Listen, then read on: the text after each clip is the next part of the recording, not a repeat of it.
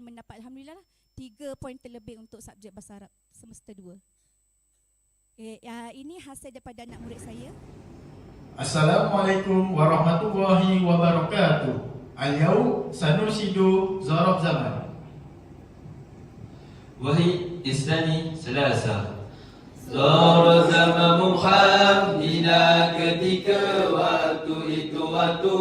Zarab zaman merdu saat 1 jam. Yawman 1 hari, lailatan 1 malam. Usbu'an seminggu. Naharon siang hari. Sabahan itu pagi. Lahzatan sekejap. Bakiran itu awal.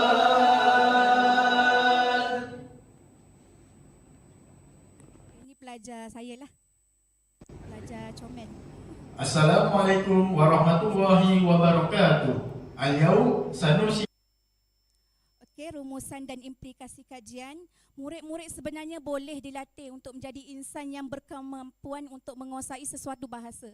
Walaupun itu bahasa bukan bahasa kita, bukan penutur bahasa kita, tapi sebenarnya murid mampu menguasai sesuatu bahasa itu sendiri. Tak kisahlah apa jua bahasa sekalipun. Yang penting sebagai seorang guru mesti ada satu kaedah orang kata yang mampu menarik minat murid untuk mempelajari sesuatu bahasa itu. Okay, dan yang kedua, murid-murid yang terlibat mampu membina ayat dengan menggunakan zaraf zaman yang tepat, dengan berbantukan bantukan lagu intifadah dan menggunakan -1 di YouTube. Majoriti responden berasa sangat teruja apabila mempelajari mata pelajaran bahasa Arab dan teruja untuk menyanyi setiap kali soalan diberikan kepada mereka.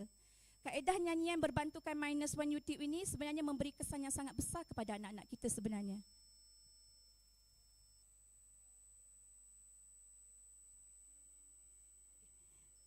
Okey, itulah satu saja dicadangkan agar terdapat kajian yang menyentuh pada zaraf zaman yang zaraf makan yang lain. Pengkajian lain boleh memanfaatkan teknologi terkini dengan menggunakan aplikasi AI, data asing kan pada kita bagi mencipta lebih banyak lagu yang menarik. Okey, itu saja daripada saya. Assalamualaikum warahmatullahi wabarakatuh.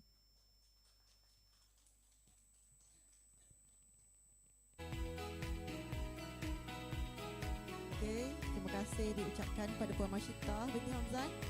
Sangat menarik. Sekarang kita buka ruang untuk soalan daripada hadirin sekalian. Dipersilakan.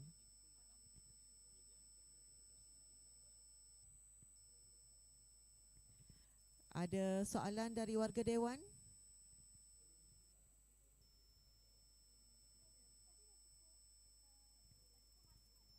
Cukup masa untuk pembentangan. Ada 5 minit masa untuk soalan. Sesi soal jawab. Ada soalan daripada panel sendiri?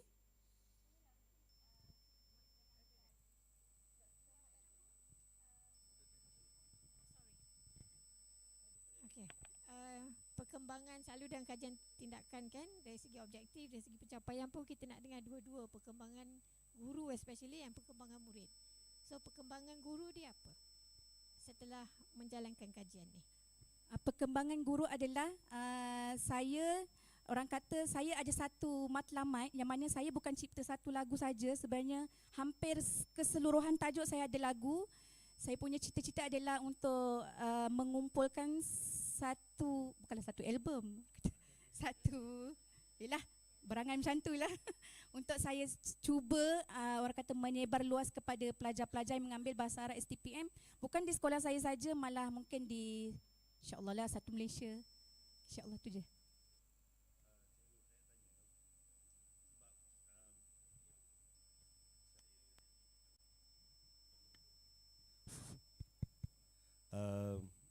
Persoalan saya di kepala saya lah kalau salah sebab budak tingkatan 6 ni, budak STP ni adalah diambil daripada kalangan yang memang background dia agama kan, maknanya dia akan belajar daripada form 1 lagi sampailah form 5 bahasa Arab tu, betul?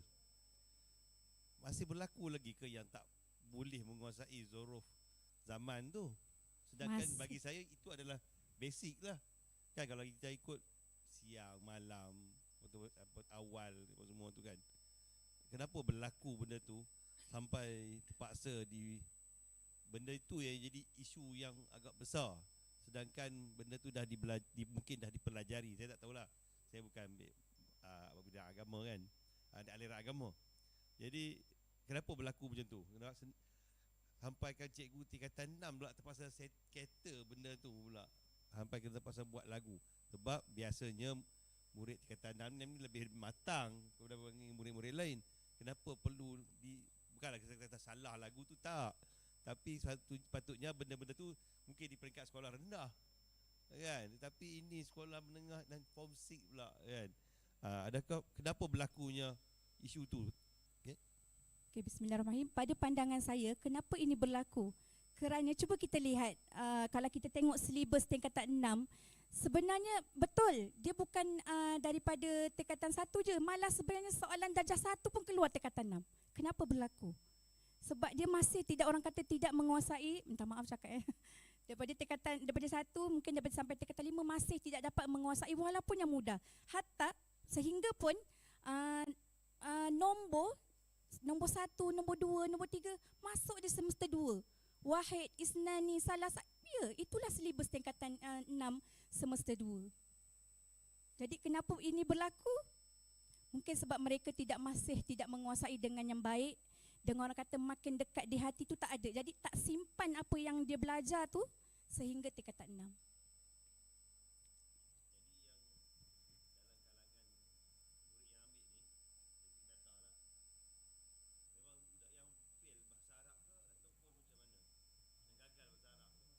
Dia tidaklah gagal, tapi kebanyakan yang datang ke sekolah saya tu yang dapat D, dapat C. Kalau kita tanya 20 dalam bahasa Arab apa pun tak tahu. Jadinya dengan adanya kaedah orang kata yang ringkas, yang mudah, tapi sebenarnya dekat pada diri dia. Jadi dia pergi ke dia makan pun boleh menyanyi. Jadinya orang kata tak adalah istilah bila pergi ke degree selepas ni dia lupa. Nombor 20 dalam bahasa Arab apa? Tidak. Jadi sebab apa? Dengan adanya lagu, dia boleh nyanyilah bila waktu-waktu yang senggang.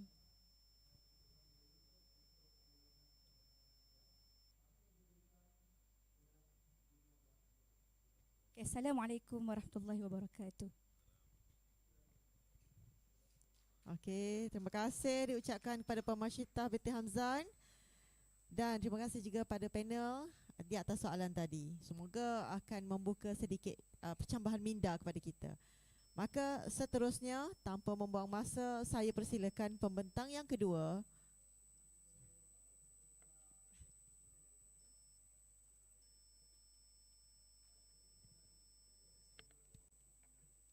Okey, seterusnya saya akan meneruskan sesi kita dengan pembentang yang kedua, Encik Chong Boon Wing daripada SMK Sultan Abu Bakar, Kuantan, Pahang, dengan tajuk kajian beliau. Simple saja bunyi dia, GROWTH, growth.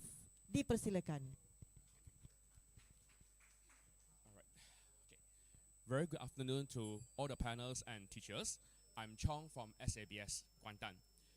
I'm a chemistry teacher, so that's why my topic today will be very related to chemistry as well. So, alright.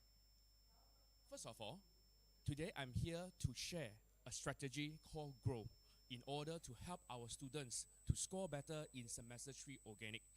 Okay, so what actually GROW refer to? GROW is refer to generating relevant, objective, worthy resources for teaching hub. So this GROW actually is one of the method that I feel that is effective enough to become a digital teaching and learning strategy to help our students not only in terms of scoring but also in terms of their motivation to continue other subject in their semester 3 as well. Okay. All right. So why we need GROW? As a teacher, we actually have a sense to feel that how our students actually behave. So when they feel very low motivation, they don't really show motivation, actually that's quite worry. So when I deliver my lesson, I do feel that they don't feel interested in semester 3. And secondly, they do want to learn actually. They show the face like that. Because when I ask them, they say, teacher, I feel so helpless. I don't know what I'm doing over here. That's really make me feel very, very worried. So that's why I think that I have to do something. Secondly, not every single students, they are affordable to get a very high-end gadget like iPad, iPhone, can do all the online learning teachings materials access in a very simple way. Some of the students, even they want to open a Google Drive, it will cause them a problems, not because of the storage. Data also another issue. So that's why I think that I have to do something for them as well. And I do understand that some of the students, when they do online learning, okay, online lesson, when the line is not smooth, the videos also will be keep rolling. And then after 5 minutes, 10 minutes, they miss out all the lesson. So that's why Grow will be helping them in order to solve this issue. And of course, as the teachers, we do worry their pointer because STPM students need a good result in order to get a good course as they want. And of course, I'm not just only aim for the marks, but I also aim for their motivations in learning. So, what actually Grow objective is? Grow is a very simple thing. It is just a digital hub.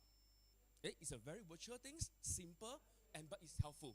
So first of all, Grow not only helps students, but it also helps teachers in terms of help us easily upload all our learning teaching material, videos, recorded lessons, and also will be helping the students in order to access the lesson anytime, any place, as long as they have the wish.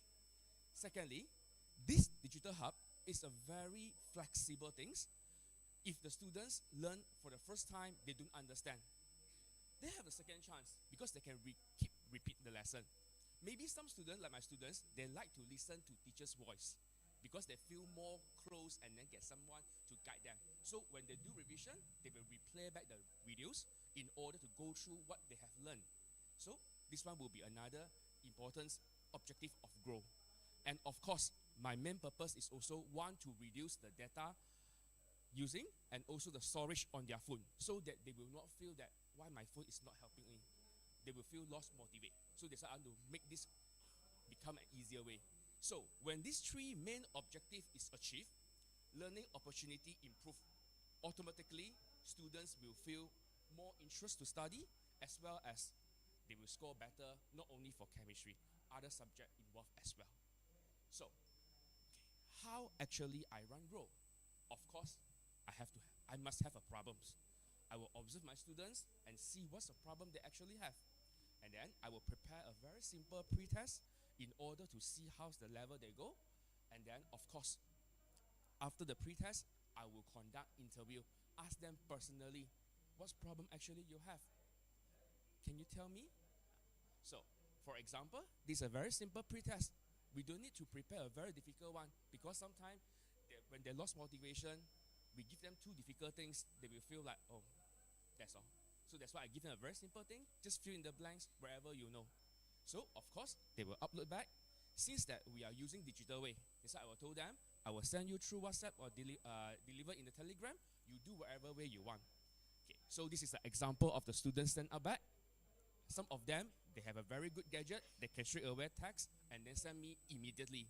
So I just mark and add my comment to the students. But you can see that the last pictures, I have one student, she's not using a very high technologies handphone. So that's why she just copy back on the paper and then she do it, she snap and send me and apologize on using that. For me, there's no need to be apologize because this is your effort. So I still mark for them and then I told them, it's okay. As long as you got your effort, I will do my best for you. So that's why I think that Grow is a very important thing to help this student as well. So after that, of course, I will analyze the pre-test and then analyze the interview and start to run my project that is Grow. So of course, after I run the Grow for a few times, then I will conduct my post-test in order to see is that effective enough or not. If not effective, I have to do improvement. If effective, how do I help for the other topics, the other subject for their repeat paper as well? So, actually, how do we run Grow? How do we set up a Grow? Very simple way. I believe that everyone will have a Facebook account. Am I right? Free of charge. Okay, step 1 done. Step 2, make sure that we can create a Facebook group and we don't need a very difficult step. Now AI is very simple. Click, click, click, click, click, fill in the things and then it's set up. But make sure that teacher, when you set up this group, make it as a private group. We don't want other outsiders disturb our students, right? Okay, there's a lot of scammer outside. So that's why privacy is very important. Then of course, KPM give us a very good gift. That is Dilemma account. Google Drive with the MOE account, that's very wonderful. So we set up a Google Drive folder, limit to our students' account only, not others, not with links, but it's only our student apply. So we will set up few folders accordingly to what topics we want or what subject we want by month, by week, whatever the teacher prefer. Then upload our material. Usually I prefer upload in PDF because PDF easier for them to scroll, to go through the learning material. And of course, after I prepare all of them, I just pass the link to them. Okay, that is the things that you can access. So, all right, maybe looks simple, but how actually this grow look like? This is the first one, the Facebook group. So I will upload every single lesson that we conduct in the Facebook group so that students can keep repeat whenever they want. Even though they miss out the lesson, they still can repeat back the lesson they have missed out. So many times, unlimited times. Secondly, some students they prefer Google Drive instead of Facebook. No problem. I also will upload the same videos into the Google Drive for them so they can access according to their preference as well. Okay, this is the one that I very prefer. That is, I will upload whatever PDF answer that I prepare for them, every single topics, and then students will just click and then they can show up the answer as they want. So, maybe textbook or reference book, they have guided answer. But guided answer is not exactly same standard as a student one. Student more prefer our handwriting. They prefer we highlight, we straight away point that is the point I want to say. There will be more impact compared to just guided answer. They can't get the point. So that's why this one will be helping them. Even though the student that I mentioned just now, her phone can function it very well. So that's why she feel that it's really helpful. So of course, some students prefer high-end. No problem. Sir, prepare you QR code. Make you become more elegant and high class. All right. So that will be before and after effect. So before, result is really make me worry. You see the score is very low. Of course, when I do my interview with them, I found that equations and structure is very make me worry. I will remain tensions and depressed with that. So after I run the grow, result improve. Part 4, part 5, all improve. That is something good, even though it's simple. Okay, so not only result that I want to study, I also study about their emotionals, about their motivations to study. That's why I also will ask them, can you please let me know what's your feeling after you're done with the grow? There's some reply from my students. First one, it make me more passionate to study. That is very wonderful. Number 2, when I need to do revision online, I can do all the recorded lesson and PDF help me to get the answer in direct way. That is their reply. And systematic. They feel much more easy to access to the file that they want. This one is more wonderful. If I got free time on my vacation, I just need a pen, paper, calculator, and Google Drive will drive me there. So, can go for any places, anywhere as they want. And even though missing out lesson, I don't feel fear anymore because I can just repeat back. Of course, this one is the most make me feel proud. Even midnight, 2 a.m., I still can do my homework, but teacher need to rest. Don't worry, Grow will continue the work for us. So from here, you can see that Grow actually, they can help us to continue work when students need us. That's why, as the last part before my presentation end, why we need Grow. First thing, no cost is needed. It's free. Facebook is free. Facebook group is free. Google Drive is free. Number 2, huge Google Drive storage, 3 terabyte. I have calculated. If you have a PDF of 100 pages, you can upload 3 millions of PDF file, 1 millions of videos for 2 hours lesson inside there. So it's more than enough until our pension, we still can continue upload. That's a good thing. Next thing, flexible, accessible. Any place, anywhere, as long as you want to study, we can continue. And the most important one, this is the one. Digital Hub become the assistant and reference for our student when they need. just like my students, 2 a.m. in the morning when they still study for their exam, my answer, my goal is helping them to continue fight for the exam. So this one will be my short, simple sharing. Thank you. Yeah, thank you very much to Mr. Chong. Okay, now let's open the floor to the panel and everyone for questions, please. Okay. Terima kasih Mr. Chong for your very good presentation. Where will you? What is your next plan to improve growth? Okay, my next plan will be a little bit advanced. Actually, I wish to have an AI mode or maybe the applications that when the student key in the marks, key in their understanding on the topic. For example, this chapter 1, 2, 3, 4, 5, I only know 1, 2, 3. With all of the click and ticks, the system can generate questions for them to score, to build their basic. That is what I am. So basically, I'm still studying how to use the programming to help them that. Okay, do we have any other question from the floor? Okay, I think that's all. Thank you very much, Mr. Chong, for your impressive presentation. Okay, hopefully ini akan memberikan cetusan idea, cetusan semangat kepada semua yang lain. Sekalong tahniah saya ucapkan. Sekarang kita teruskan dengan pembentangan yang ketiga. Kali ini kita akan ada pembentangan secara berkumpulan. Saya persilakan Puan Lim Wei Li dan Puan Farah Laili binti Alili daripada SMK Sultan Abu Bakar Kuantan Pahang dengan tajuknya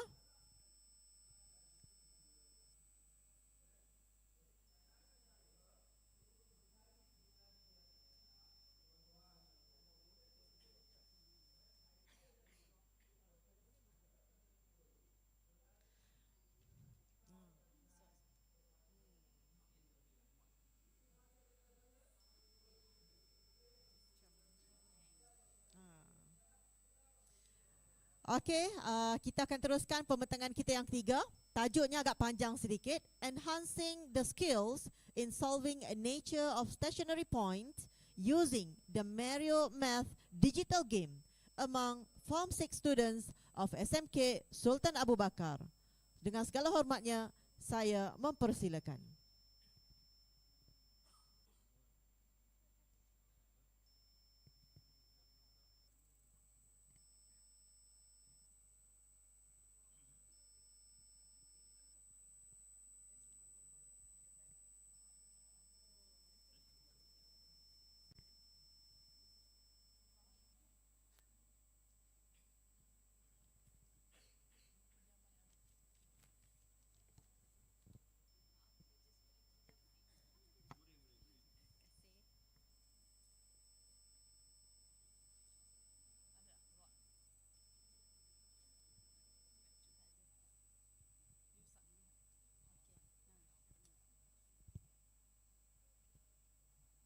Tes.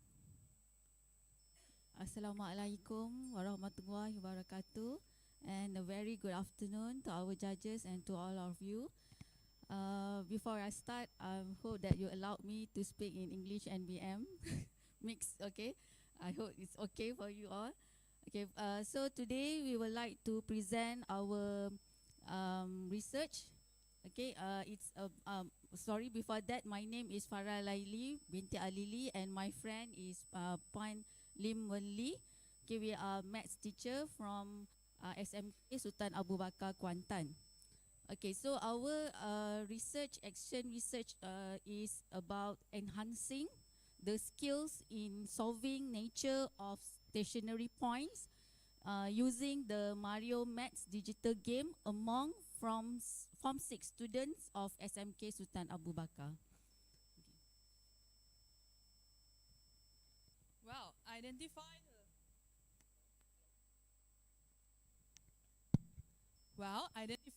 the types of stationary point is very crucial for calculus. But understanding nature of stationary points can be confusing for many students. By using the chalk and talk methods, well, it may seem very easy concept, but when I ask students in a class, when the function is increasing, what can we say about dy dx? Their answer is always, some will say or more than 0, some will say less than 0. It's a very ambiguous answer. Okay? And then when I terbalikkan the soalan, I give them the conditions and ask them to sketch the graph based on the criteria there. They can't do it. They'll give me all sorts of different types of graph, but not the answer. That means they don't really understand the concept of nature of stationary points. Okay?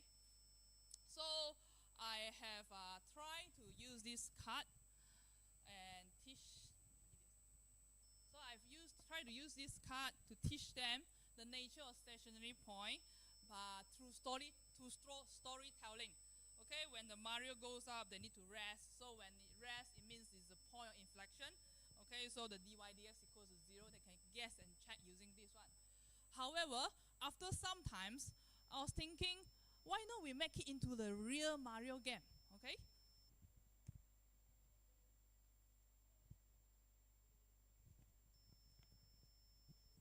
Alright, so we come out with the digital learning. Okay, so we come up with the gaming concept. Okay, so our aim focus is to improve students' understanding of stationary point in calculus. So we just take this topic only, this small topic. Okay, so just to enhance the understanding of stationary points. Okay, then our objective research is 100% of the 9 students were able to list out all the type of stationary points. Okay, why 9 is a remedial from all the students we have is 27, but 9 out of 27 not master this concept, because we want they to really understand about this stationary point. Okay, then 100% of the students were able to determine the nature of stationary points in the exam.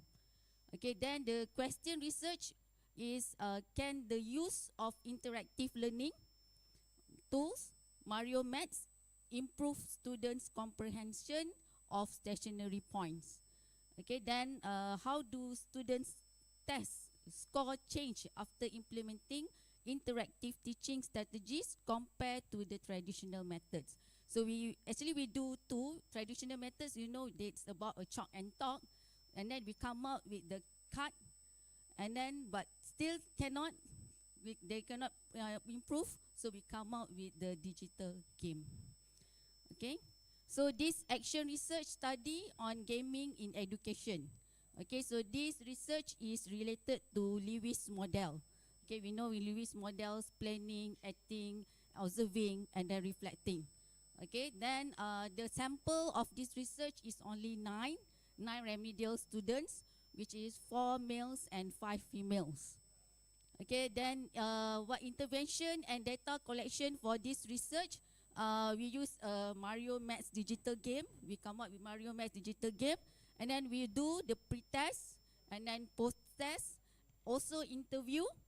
Okay, and we also do the observation. Okay. So below here is the simplified or flow chart illustrating the development process of the digital game. Okay, this game. Okay, so we start with the literature review. Okay, literature review, and then we do the observation. Observation, because we see that the students is more like to the interactive. Okay, because now Gen Z, they all like to see the interactive, colorful, all that. Okay, so and then we do the pre-test.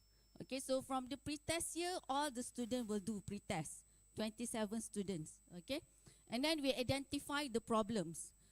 Students mostly like to memorize. They can memorize, but they not understand.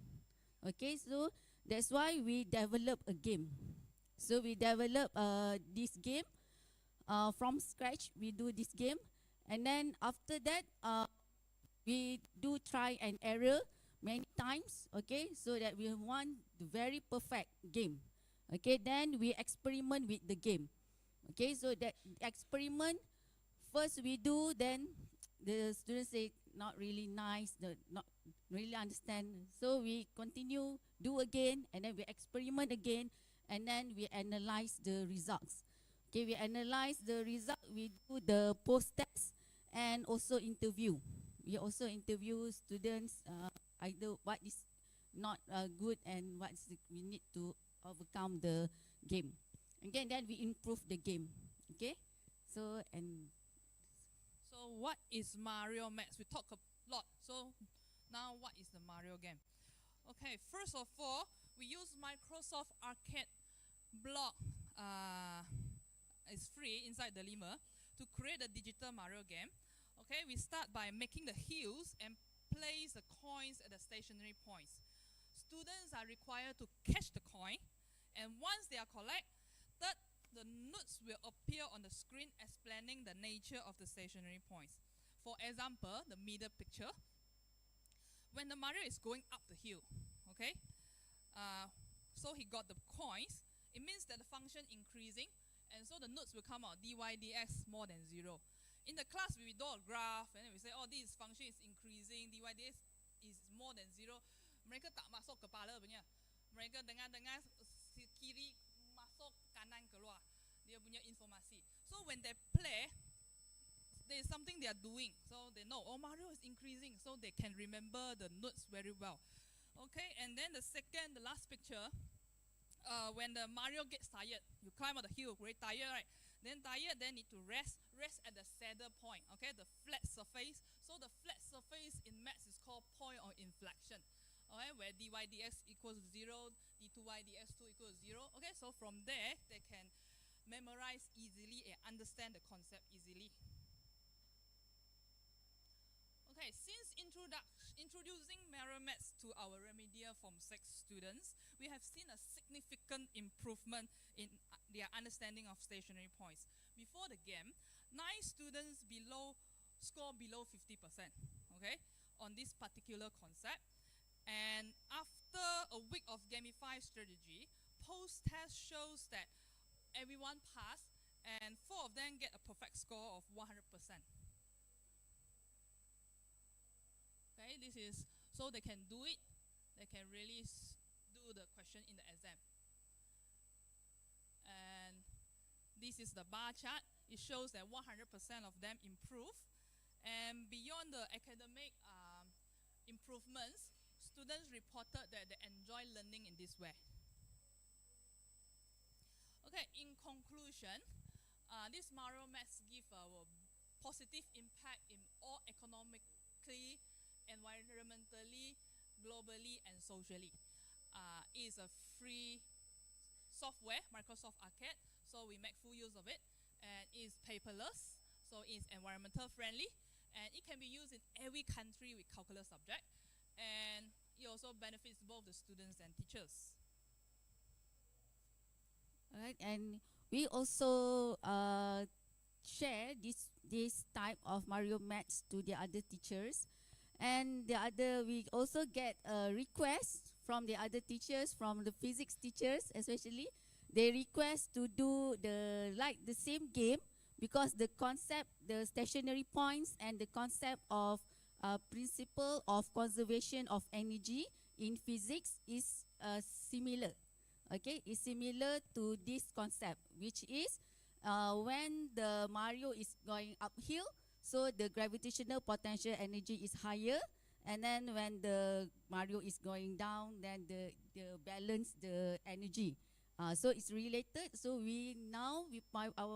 our team will do for physics after this, for physics principle conservation of energy.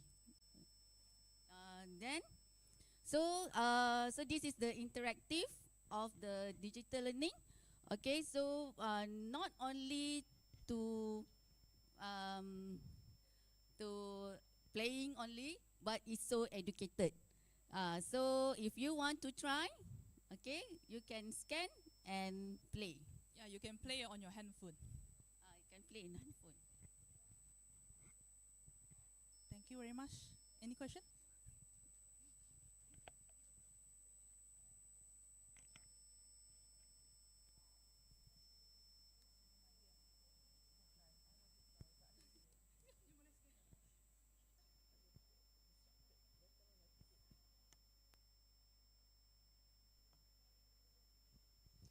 Okey, sekarang kita buka soalan kepada para hadirin.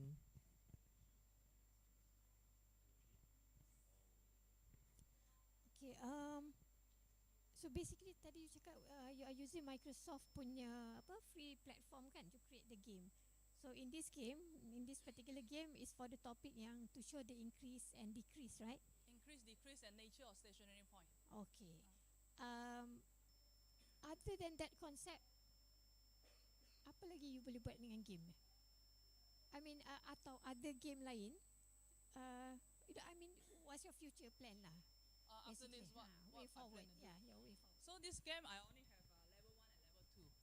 So in future I plan to extend this, like maybe topic function you need to draw a lot of graph and students cannot remember long graph how you draw. Maybe I can incorporate this one into the Mario game, because Mario you have hills that looks like graph. So I can show them after like going up and up, okay, this is a cubic graph like that. I plan to add in some other topics inside this game. And what is your advice for other teachers yang tak, IT savvy kan? Maybe they find it. Is it difficult to do this? Maybe a week inside the Microsoft Arcade. Okay, actually there are lots of games there. Got some snack game. The what is that called? Pac-Man. You can modify their coding. You can modify the coding and then incorporate your subject inside. Make it a game. Make it your own game. I also actually modify from there. So tidak ada isu copyright lah for Mario. Oh Mario tu. Tapi I cakap je Mario, dia muka tak Mario. Muka tak Mario lah. So dia punya impact dengan student. Okay. Student semua suka.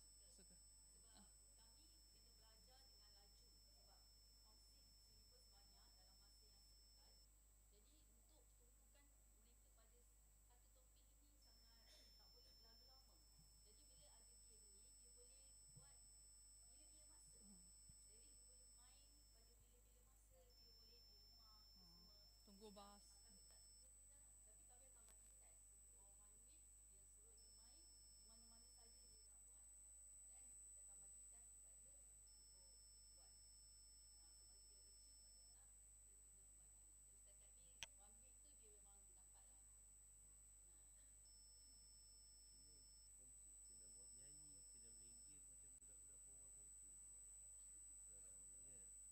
Last year saya pernah buat nyanyi ya, tapi topik lain. Matematik jugalah. Matematik ya. Sebab semua orang suka game.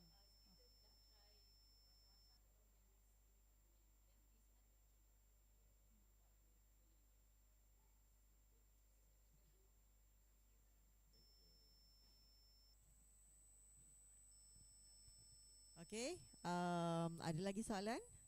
Tak ada. Okey, terima kasih diucapkan kepada panel pembentang kita, iaitu Puan Lim Wei Li dan Puan Farah Alaili binti Alili. Okey, terima kasih di atas soalan yang diajukan dan terima kasih juga kepada pembentang yang memberikan pembentangan yang menarik. Sekarang jam menunjukkan 3.41 petang. Sepatutnya kita berehat pada jam 3.30 dan kembali semula pada jam 4.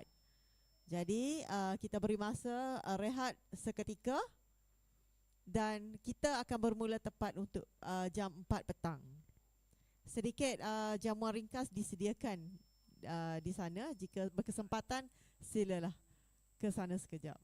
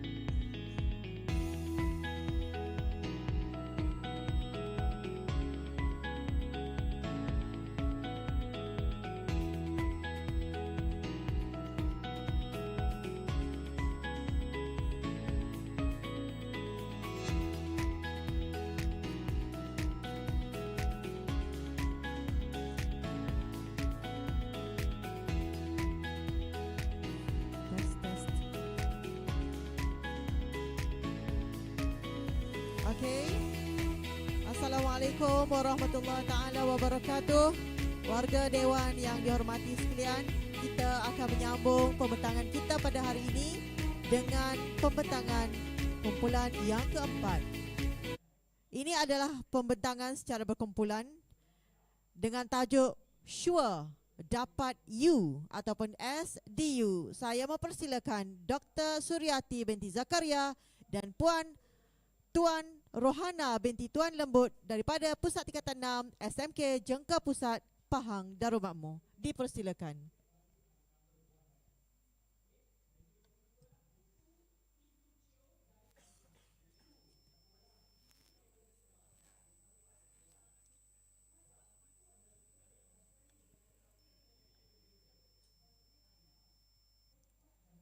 Bismillahirrahmanirrahim. Alhamdulillahirrabbilalamin. Wassalatu wassalamu ala asrafil anbiya'i wal mursalin wa ala alihi wa sahbihi ajma'in. Rabbi syrahli sadri wa yassirli amri wahlul 'uqdatam min lisani yafqahu qawli. Terima kasih kepada pengurusi majlis yang berusaha, panel-panel Kolokium Pendidikan Lepas Menengah Peringkat Kebangsaan tahun 2024, yang dihormati rakan-rakan pembentang yang lain. Assalamualaikum warahmatullahi wabarakatuh. Salam sejahtera, salam Malaysia Madani. Saya Tuan Rohana binti Tuan Lembut bersama rakan saya Dr. Suryati binti Zakaria hari ini akan membentangkan satu kajian tindakan yang bertajuk Sure Dapat U SDU melalui UPU Pocket. Jadi subtema kami adalah transformasi pedagogi melalui kepimpinan digital. Subtema ini dipilih bersesuaian dengan elemen-elemen yang kami masukkan, iaitu elemen UPU Pocket, elemen data keputusan PNGK pelajar keseluruhan, serta data PAJSK, dan elemen-elemen ini terangkum dalam kepimpinan sekolah. Dan justru bila kebolehpasaran itu meningkat, maka mencerminkan kepimpinan sekolah itu berkesan. Dengan kata lain, okey lah, bagus. Jadi nombor pendaftaran IPO kami adalah LY 2024 C05985. Okey. Okey. Rakan sekalian, bila kita sebut asasi, bila kita sebut matrikulasi, rata-rata kebolehpasaran pelajar golongan ini 100% bila mereka melepasi 2.0. Jadi, adakah senario ini berlaku kepada pelajar STPM? Jadi, cuba kita tengok data SMK Jengka Pusat pada tahun 2018 dan 2019, di mana calon kami tidak melepasi pun 85%. Maknanya kebolehpasaran pelajar kami memasuki ke IPT tidak mencapai 85% pun. Jadi, selari dengan keadaan ini menyebabkan kami bertiga sebenarnya mengkaji sedikit tentang kebolehpasaran ni, dan kami merasakan benda ni penting kerana ia melibatkan pelajar-pelajar STPM. Bila kita sebut pelajar STPM, hala tuju dia mesti nak buat ijazah sebab dia dah melepasi SPM. Jadi bila kami berbincang, jadi perlu ada sesuatu. Jadi maka terlahirlah SDU. Di samping kurangnya kecanaan pelajar meneroka UP Pocket, dan kebanyakan pelajar ni semasa SPM dia bukan result dia tak elok, tapi dia tersilap memilih UP Pocket. Maknanya dia tersilap. Jadi kadang-kadang pelajarnya result dia cantik, tapi saluran dia pergi tu tidak sepatutnya dengan result dia. Okey. Jadi fokus kajian kami pada hari ini melibatkan objektif kami ialah menambah peratusan kebolehpasaran pelajar tingkatan 6 untuk ke universiti sesuai dengan negara kita lah, untuk membentuk masyarakat yang berpengetahuan sesuai dengan konsep kemampanan dalam Malaysia Madani. Manakala objektif khusus kami ialah mengenal pasti kelompok pengkategorian universiti. Okey. Dan yang kedua, meningkatkan peratusan kebolehpasaran pelajar ke Universiti Awam Malaysia. Okey? Jadi kami membuatlah sedikit pembacaan dan kami dapati pembacaan kami kalau mengenai kebolehpasaran pelajar ni secara umum universiti ke tahfiz ke sangat banyak. Tetapi pembacaan kami bila kebolehpasaran di tingkatan 6 ni kami jumpa 3 sahaja. Iaitu daripada Abdul Talib Hashim, Sharifah Nur Hikmah dan rakannya serta Rosli Musa. Okey? Jadi itu yang menyebabnya kami teruja lagi nak buat sedikit kajian ini. Okey? Metodologi yang kami gunakan adalah analisis dokumen yang dibuat selama 4 tahun. Data kami ni selama 4 tahun. Okey? Jadi kami menggunakan 3 kaedah. Kaedah pertama ialah kaedah pemulihan data, iaitu melalui temu bual dan pemerhatian. Kami juga menggunakan data realistik. Data realistik ini bermaksud result sebenar, actual result STPM dan keputusan sebenar PAJSK. Okey, kaedah kedua ialah penganalisisan data, iaitu kita membuat analisis dokumen, membanding dan menginterpretasi data. Nanti kita akan tunjuk di slide seterusnya ya. Okey, yang ketiga kami menggunakan model kajian SOMEC yang dibangunkan oleh Bridget SOMEC yang mempunyai 8 langkah kajian iaitu mengenal pasti masalah, mengumpul data, menganalisis data, merancang pelantikan, melaksanakan pelantikan, mengumpul data dan mengesahkan perubahan, menganalisis data dan menilai dan putaran seterusnya. Okey. Okey, ini perancangan kami Perancangan kami sebetulnya ada beberapa elemen dalam perancangan kami. Elemen yang pertama ialah guru bimbingan kaunseling itu sendiri telah membuat kajian pelan pembangunan 2013 hingga 2025 untuk memahami IPTA. Bila kita baca je plan ini, kita akan nampak ada pengkategorian universiti. Jadi pengkategorian universiti ini kita kelaskan kepada 3. Yang pertama ada RU University, yang kedua ada universiti berfokus dan yang ketiga ada universiti komprehensif. Jadi ketiga universiti ini, kelompok universiti ini mempengaruhi pelajar masuk. Jadi bila kita sebut RU University, maknanya 5 universiti. USM, UKM, UPM, UTM dan USM UKM, maknanya dia adalah RU University. Jadi dia punya kemasukan pelajarnya adalah 50-50. 50 tu bermaksud 50 adalah untuk pelajar ijazah dan 50 lagi untuk pelajar sarjana muda dan PhD. Maknanya bila kita tengok kota dia 50, maknanya kota dia sebenarnya kecil untuk pelajar ijazah berbanding dengan universiti komprehensif dan universiti berfokus. Universiti komprehensif dan universiti berfokus ni jumlah kemasukan pelajarnya adalah 70 nisbah 30. 70 ini adalah pelajar ijazah, mana 30 lagi pelajar sarjana muda, sarjana dan pelajar PhD. Jadi di situ bila kita buat kajian di situ, pemilihan universiti itu sangat penting kepada pelajar. Jadi nanti kita akan tunjuk sedikit data contoh bagaimana pelajar kami yang resultnya rendah dapat masuk universiti kerana kita memilih universiti bukan research university. Okey, apa kaitan ni sebenarnya? Kaitan dia adalah dengan UP Pocket di sini. Jadi peranan UP Pocket, bila kita membuat kajian UP Pocket, kita akan tengok mata merit di UP Pocket. Contohnya mata merit di Universiti Putra Malaysia dengan mata merit di contohnya di UPSI. Kos yang sama tapi mata merit yang berbeza. Apa maksudnya?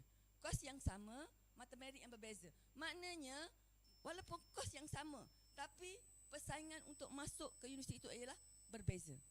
Maknanya di sini ada timbul persaingan. Jadi di sinilah kajian kami berkisar. Yang kedua, kami yang pertama tadi, yang kedua, terdapat beberapa siri perjumpaan bersama pelajar. Tadi UP Pocket. Yang kedua kita buat fasa siri perjumpaan. Terdapat 3 siri perjumpaan bersama pelajar. Yang ketiga juga kita mengkaji markah PAJSK. Mana markah PAJSK ni mempengaruhi dan dia membantu 10% untuk mata merit pelajar. Maknanya PJSK ni dia akan memberi markah terus kepada pelajar 10%. Okey. Okey, tindakan dan pemerhatian Selepas perancangan kami buat tindakan dan pemerhatian. Terdapat 7 aktiviti yang kami laksanakan. Yang pertama, pelaksanaan aktiviti 1 ialah mohon kebenaran dengan pengetua. Aktiviti kedua, taklimat dan perbincangan oleh ketua kumpulan kepada ahli kumpulan. Pelaksanaan aktiviti 3, menguar-uarkan kajian. Aktiviti keempat, membuat poster SDU. Yang kelima, melaksanakan taklimat SDU fasa 1. Aktiviti keenam, kita buat taklimat SDU fasa 2. Dan yang ketujuh, kita buat taklimat fasa 3. Okey. Jadi, daripada tindakan dan pemerhatian ni, kita telah membuat soal selidik. Jadi, terdapat 4 soal selidik yang kami laksanakan. Jadi, jadual 4, dia punya analisa dia ialah pemerhatian dan temu bual awal menunjukkan tidak semua pelajar mengetahui fungsi item dalam UB Pocket. Okey, untuk jadual 5, analisis temu bual respon pelajar terhadap taklimat SDU fasa 3, mereka merasa seronok sangat dan suka dan menghargai ilmu daripada guru bimbingan dan kaunseling. Okey, jadual 6, analisis respon pelajar setelah mendapat tawaran universiti sangat berterima kasih dengan sesi taklimat SDU. Okey, jadual 7, analisis respon pelajar berkaitan UP Pocket, banyak maklumat dan mesra pengguna. Okey, seterusnya. Okey, ini dapatan kajian yang kita nak bincang hari ni. Dapatan kajian. Sebetulnya kajian kami ni sudah 4 tahun iaitu dia bermula 2020 dan 2021, iaitu dia adalah prakajian. Prakajian kami ni cuba tuan-tuan puan-puan tengok ya. Pada tahun 2020, PNGK sekolah kami adalah 3.13. Pada tahun 2021, PNGK kami adalah 3.14. Pada dasarnya berlaku peningkatan keputusan keseluruhan. Berlaku peningkatan. Tetapi jumlah pelajar yang berjaya masuk ke universiti pada tahun 2020 adalah 84.37, jatuh pada tahun 2021. Result keseluruhan naik, tapi kebolehpasaran pelajar kami jatuh. Jatuh sebanyak 1% lebih. Jadi, di sini bila data ni dikeluarkan, kami teruja. Kenapa berlaku begini? Result naik, tapi pelajar tak dapat tempat ke universiti. Jadi, itulah yang membuatkan kami membuat kajian tindakan, berbincang dan mengeluarkan SDU ni. Dan hasilnya pada tahun 2002 result sekolah kami jatuh, keseluruhan jatuh kepada 30.8, tetapi kalau tuan-puan dan tengok, kebolehpasaran kami meningkat kepada 97.22. Result makin jatuh, tapi kebolehpasaran kami meningkat. Jadi dan begitu juga dengan tahun 2023 tu, result kami naik sikit saja. Dia punya peningkatan kebolehpasaran tu dia turun sikit disebabkan ada seorang yang tidak ada rekod. Dia terus tak isi borang. Okey. Jadi di sini inilah yang kami buat. Okey, mana kami memperkenalkan UP Pocket. Yang kedua, kami buat kajian tentang pengelompokan universiti. Dan yang ketiga, kami membuat sesi taklimat. Dan di sini juga kami telah membuat peer coaching sebenarnya, program one to one. Cuma kami tidak masukkan di sini. Maknanya pelajar-pelajar yang mendapat pointer 2.8 ke bawah, kami akan buat peer coaching sebenarnya. Maknanya pelajar ni dia akan berjumpa dengan guru kaunseling sekurang-kurangnya 3 kali secara personal. Maknanya sebelum mengisi UPU, semasa mengisi UPU dan semasa result keluar. Result semester keseluruhan. Jadi di sinilah yang kami ingin kongsikan. Dan bila kita tengok kenapa berlaku penurunan sedikit. Penurunan tu mungkin sebabnya pelajar ni dia masih lagi ada peluang untuk mengisi dia ada masih lagi peluang untuk mengisi pada bulan 11 ini. Okey. Okey, seterusnya. Okey, rumusan dan implikasi kajian pentingnya kajian tindakan ni adalah membantu pengetua dan pentadbir merangka pakej mata pelajaran. Sebetulnya pada tahun ini kita dah tukar pakej mata pelajaran pada tahun ini kerana bila kita tengok ada beberapa subjek yang tidak mampu bersaing untuk kebolehpasaran. Jadi kita dah tukar sedikit pakej, kita menukarkan subjek yang mempunyai nilai market dari segi kebolehpasaran. Okey. Kesedaran pelajar, semua pelajar SPM perlu memahami cara menggunakan UPU Pocket dan memang setiap pelajar di sekolah semuanya wajib mendownload UPU Pocket dan setiap pelajar mesti mahir mengira mata merit dia sendiri. Maknanya setiap kali dia menjalani peperiksaan, dia ada 3 semester tu, maknanya setiap semester mereka akan mengira mata merit dia sendiri dan mereka akan menetapkan sendiri hala tuju mereka sebelum dibimbing. Okey. Okey. Taklimat UP Pocket diharapkan dapat memotivasi pelajar untuk belajar dengan lebih tekun melalui siri taklimat sure dapat masuk U.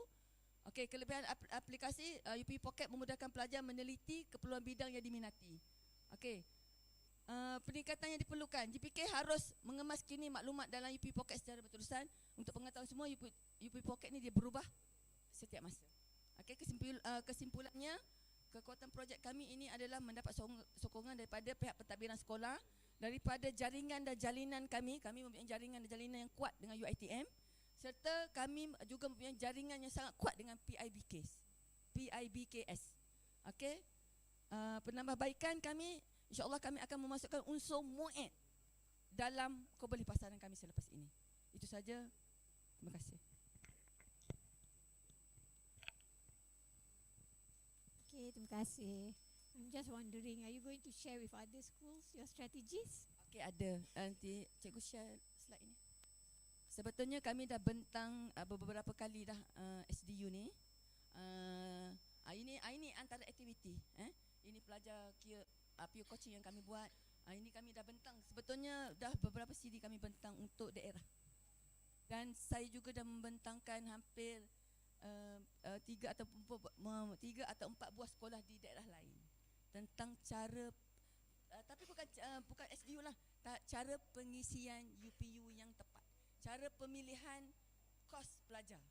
Sebab tu kalau kita keluarkan, ada lagi cikgu data yang kalau kita tengok data orang akan terkejut bila ada 2.33 dapat U dan pelajar di tempat lain 2.8 tak dapat, 3.1 tak dapat.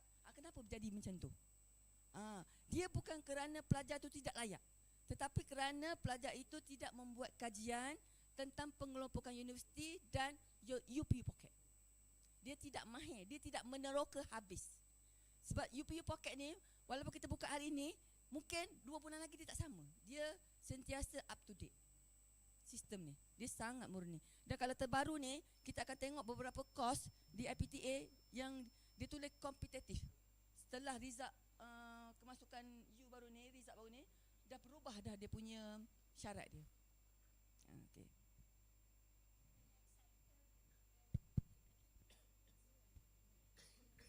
Kami akan masuk, kita akan buat kajian sedikit elemen mu'id.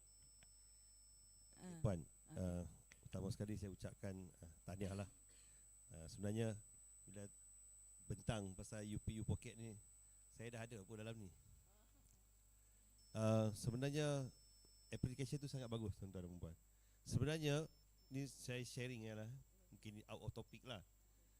Bagi saya personal, UPU Pocket ni bukan diceritakan kepada budak tingkatan 6, tetapi bermula form 3 lagi sebenarnya. Sebab apa yang saya kata kenapa form 3? Mungkin kenapa form 3? Form 3 tu dia akan pergi ke aliran sains ke tak, form 4 dan form 5. Sama ada dia ambil science stream ke, art stream ke, account dan sebagainya. So di dalam tu dia ada calculation. Kalau you nak ambil medik, apa merit kau perlu ada? Kredit kau. Sebenarnya kalau nak ambil medik, kau tengok tu takut tau, menyeramkan. B tu haram terus. Itu syarat. Syarat dia. Syarat lepas. Tengok you pula, kalau UM Ya, betul. B tu kira seram lah. Memang diharamkan terus. Kalau tonton download lah. Saya download, saya tengok. Okay. Dan memang Bila saya tengok ni saya tak terkejut. Tapi cuma yang saya terkejut ialah kenapa benda ni berlaku hanya di tingkatan 6. Kenapa tidak berlaku di peringkat bawah? Kalau katalah tingkatan 3 tu terlalu awal, form 4 pun kita tak. Tuan, Dan saya respon sekejap. Okey. Saya ceritakan floor lah, senario dia. Dan sebenarnya benda tu dah lama ada. Dan mungkin orang tak sedar. Dan mungkin sekolah tuan-tuan sedar. Bagi saya, bukan saya nak menyalahkan siapa-siapa, GBK itu main peranan sebenarnya. Kalau sorry to say, itu my opinion. Okey, guru mata pelajaran dia kata aku nak mengajar je. Guru GBK, sorry to say, saya tak nak menyalahkan mungkin tuan-tuan dengan GBK ya. Bukanlah saya nak blame GBK. You all full time. Nama pun guru bimbingan dan kaunseling. Kerjaya, laluan kerjaya dan sebagainya di bawah tanggungjawab tuan-tuan dan perempuan. Tuan-tuan kena perempuan lah kena memikirkan. Sebab budak-budak kadang-kadang konsep dia pergi belajar sekolah, mak bapak suruh je. Itu je cerita dia. Dia dipaksa untuk ke sekolah. Yang pertama. Yang kedua, kalau datang sekolah dapat duit, mak bapak bagi duit. Kan, itu sebagainya. Itu saya bukan nak salahkan siapa-siapa, tetapi budak-budak sekarang ni dia tak tahu hala tuju dia belajar untuk apa. Sebenarnya saya dah download lama dah benda ni. Bila saya tengok tuan-tuan, saya tunjuk kat kawan sebelah. Saya kata saya ada dah UPU download, UPU pocket tu. Dan memang untuk politeknik ke, untuk buat diploma ke, semua ada dalam tu. You nak ambil diploma tari, berapa dia punya merit? 70% je. Rendah je. So bila 70% tu, C semua boleh dapat. Tapi itu persoalan. Tuan-tuan buat untuk sure dia masuk U. Keboleh pasaran masuk U. Kita kena tengok pula dia, way forward dia, keboleh pasaran pekerjaan pula. Kalau tuan-tuan kata, tak apa sekolah saya 2.3 pun boleh masuk U. Yes, boleh masuk. Tetapi kita hanya melepaskan dia masuk U sahaja. After 4 years, keboleh pasaran pekerjaan tu macam mana pula? Apalah, itu bukan tanggungjawab tuan-tuan lah. Saya pulangkan tanggungjawab kita lah. Cuma macam tuan-tuan buat tu bagus, supaya budak-budak ataupun anak murid kita tidak tersalah pilih, ataupun tak tercicir. Macam tadi itulah, bila result tinggi, murid yang dapat tu rendah, berlaku keciciran lah. Mungkin salah pilih kos. Dia rasa dia dapat medik, letak medik lah, konon lah. Bukanlah nak belekeng budak. Dia merasakan dia layak dapat medik dengan result dia. Sedangkan dia tak rujuk balik kat UPU pocket ni. Jadi memang tak dapat lah, kan? Jadi satu usaha yang bagus. Saya ucap tahniahlah. Boleh saya respon sikit? Ya, silakan. Okey, yang tuan kata selepas benda ni perlu dibuat ketika pelajar tingkatan 3 lagi. Saya sangat setuju. Jadi sebenarnya ketika di tingkatan 3 dia ada 2 unsur pula. Satu unsur peperiksaan, satu lagi unsur dipanggil ujian psikometrik. Ujian psikometrik itu melibatkan inventory personality, inventory kecekapan pelbagai dan IMK, inventory minat kerjaya. Jadi kita gabungkan 3 inventory ni, maka kita boleh alihkan pelajar itu ke mana dia minat. Sebenarnya kalau betul dibuat di sekolah. Jadi kajian tu memang kami orang dah berfikir kita akan masukkan unsur psikometrik untuk SDU seterusnya. Macam tuan kata tadi, keboleh pasaran pekerjaan. Sebetulnya bila kita tengok, bila pelajar-pelajar kita ni, bila dia pergi ke IPTA, kebanyakan pelajar-pelajar kita ni akan menonjol. Pelajar-pelajar STP ni akan menonjol. Kerana apa? Semasa di STPM, modul PAGSK dia sangat bagus. Kebanyakan pelajar kita akan mendapat 8 hingga ke 10. Dia akan menerapkan soft skill di situ. Sebab tu kalau tuan, saya tak tunjuk data, sebenarnya kebanyakan pelajar-pelajar kami yang mendapat rendah, sebenarnya result yang rendah, kami alihkan kos-kos yang bertemu duga. Dia tidak akan mampu bersaing dari segi matematik. Okey, mana orang matematik 80 takkan mampu nak bersaing dengan orang matematik 70, kos yang sama. Tetapi macam mana kita nak buat untuk dia dapat? Jadi kita akan fikirkan kepada pelajar ni, kita akan mengisi kos-kos bertemu duga. Di situlah peranan soft skill. Selalunya di tingkatan 6 ni wujud. Percayalah cakap saya. Di tingkatan 6 mana-mana di seluruh Malaysia dia akan wujud. Maknanya pelajar tingkatan 6 ni soft skill dia orang sangat tinggi. Cumanya macam tadi isu kata kenapa basic tak tahu. Kebanyakan doktor, kebanyakan pelajar yang masuk tingkatan 6 ni kebanyakan pelajar yang tak lepas pergi mana-mana. Ini untuk golongan orang Melayu. Bukan untuk orang mungkin China dengan India. Tapi kalau macam kami datang daripada kampung, daripada Jengka, kebanyakan pelajar-pelajar kami yang naik tingkatan 6 ni adalah pelajar-pelajar, kita tak boleh guna perkataan terpinggir, orang marah. Tapi pelajar-pelajar yang resultnya biasa-biasa saja. Hanya melepasi syarat untuk naik ke tingkatan 6. Adalah 2-3 orang tu yang result dia cemerlang kerana tersilap pilih, ada. Tapi itu gambaran dia. Tetapi sistem modular dia yang diperkenalkan ni sangat bagus. Kebanyakan pelajar-pelajar yang keluar, dia akan cemerlang di universiti, insya-Allah. Sikit saya cakap pasal tingkatan 6 ni kan. Sebab tu kita kata di peringkat di atas kita nak buat pemekasan tingkatan 6. Kita tak nak anggap tingkatan 6 ni adalah second chance. Setuju, ataupun doktor. second class. Setuju, doktor. Saya Pilihan nak yang tadi, terakhir. Takut Kita kena terima kenyataan, jangan takut. Itu yang realiti yang berlaku. Bukan, doktor, saya pernah bercakap hal ini. Ada panel yang dia tidak boleh terima. Tak dia terima, dia best, kita best balik lah. Jadi, itu je lah. Tapi yalah, best secara academician lah. Kita kena berpijak pada bumi yang nyata. Contoh doktor kata tadi, kenapa JPKSM JPK ni dia tak berfungsi. Jadi bila saya sebenarnya saya punya penyataan masalah lain mula-mula. Dia macam ni, dia bukanlah saya kata JPK tak berfungsi. Dia tidak memainkan peranan ya, sebetulnya. Betul. Saya guna perkataan itu, betul. Jadi tapi ada pihak-pihak dia bergantung pada inisiatif. Ya. Kadang-kadang ada juga yang JPK yang tidak menggunakan UPU pocket pun. Betul. Tapi dia study mana-mana universiti dan sebagainya.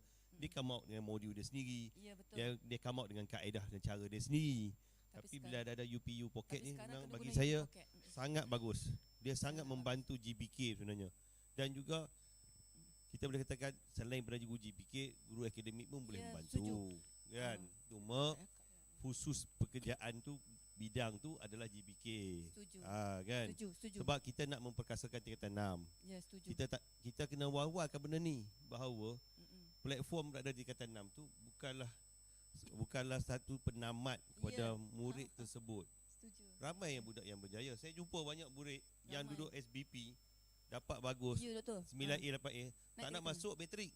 Dia masuk tingkatan 6. Setuju, doktor, setuju. Ada. Saya jumpa ramai. Ya, setuju, sebab doktor. dia kata dia punya peluang lagi besar. Ya. Canja dia besar. Tapi benda-benda tu kita tak bercerita kepada sekolah-sekolah. Mungkin sebahagian sekolah saja tahu benda tu. Ya. Ini yang kita kena. Kalau tidak, kita tak boleh nak buat perluasan, kita tidak boleh buat perkasaan tingkatan 6. Kan? Ya. Sebab memanglah kita kata matrik tu untuk murid yang cerdik pandai. Dan sebab memang dia punya modul pun pack.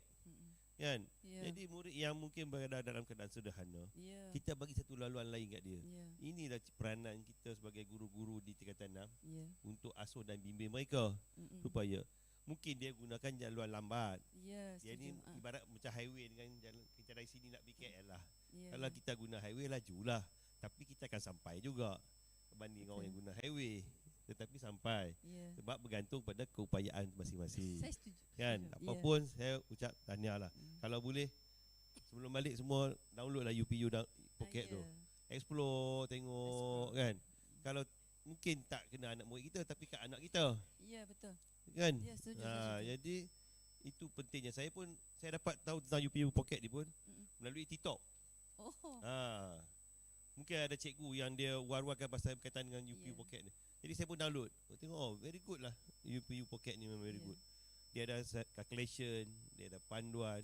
Dia untuk diploma dia ada. Lepas saya Sstp ada Sstp untuk tahun semasa, tahun sebelumnya ada dia. CJ dan sebagainya. Dua download lah. Tak rugi, free je. Okey, itu saja. Terima kasih. Terima kasih, doktor. Terima kasih. Assalamualaikum warahmatullahi wabarakatuh.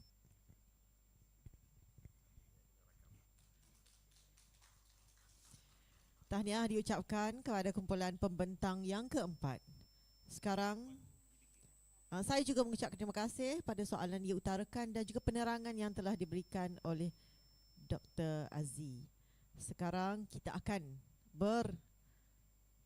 bersambung ke sesi pembentangan yang kelima.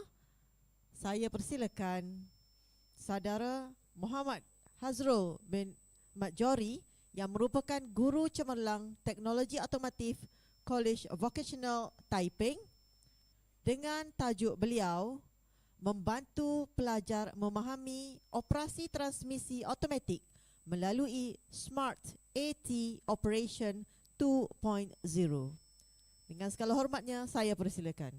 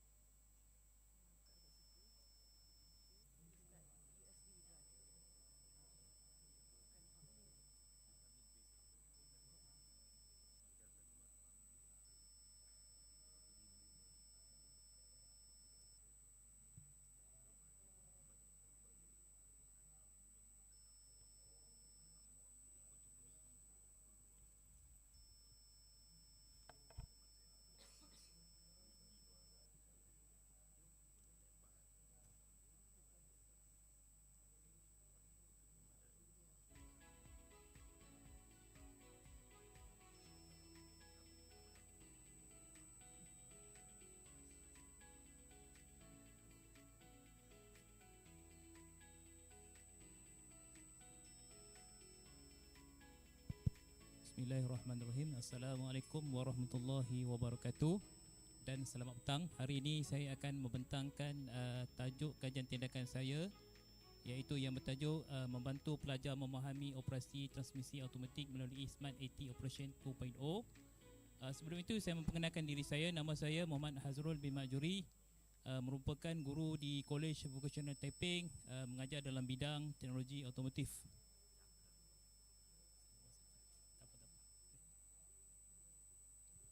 Okey, sebelum saya meneruskan pembentangan saya akan terangkan latar belakang masalah kajian ini. Saya akan terangkan latar belakang pengkajilah. Saya merupakan salah seorang tenaga pengajar dalam program teknologi otomotif peringkat CJ Vocational Malaysia. Saya telah mengajar semester keempat, iaitu semester akhir, iaitu tahun 2 bagi kursus penyilaan bengkel dan juga sistem transmisi automatik lah. Ada 2 kursus yang saya mengajar. Okey, bidang kajian tindakan yang saya akan jalankan, yang telah saya jalankan adalah dalam kursus sistem transmisi automatik MTA 4033. Terdapat 4 kompetensi yang perlu pelajar lulus, iaitu yang pertama sekali ialah menguji unit transmisi, yang kedua adalah menanggalkan transmisi automatik kenderaan, dan juga yang ketiga adalah merombak rawat transmisi automatik, dan yang keempat adalah memasang transmisi automatik pada kenderaan lah. Okey, apabila kita sebut sistem transmisi automatik ini, kalau kat bengkel kita lebih familiar dengan istilah gearbox lah. Tetapi kalau dalam sistem pembelajaran kita sebut dia sistem transmisi automatik, ataupun kita boleh sebut sistem trunk axle automatik lah, sama ada manual ataupun automatik.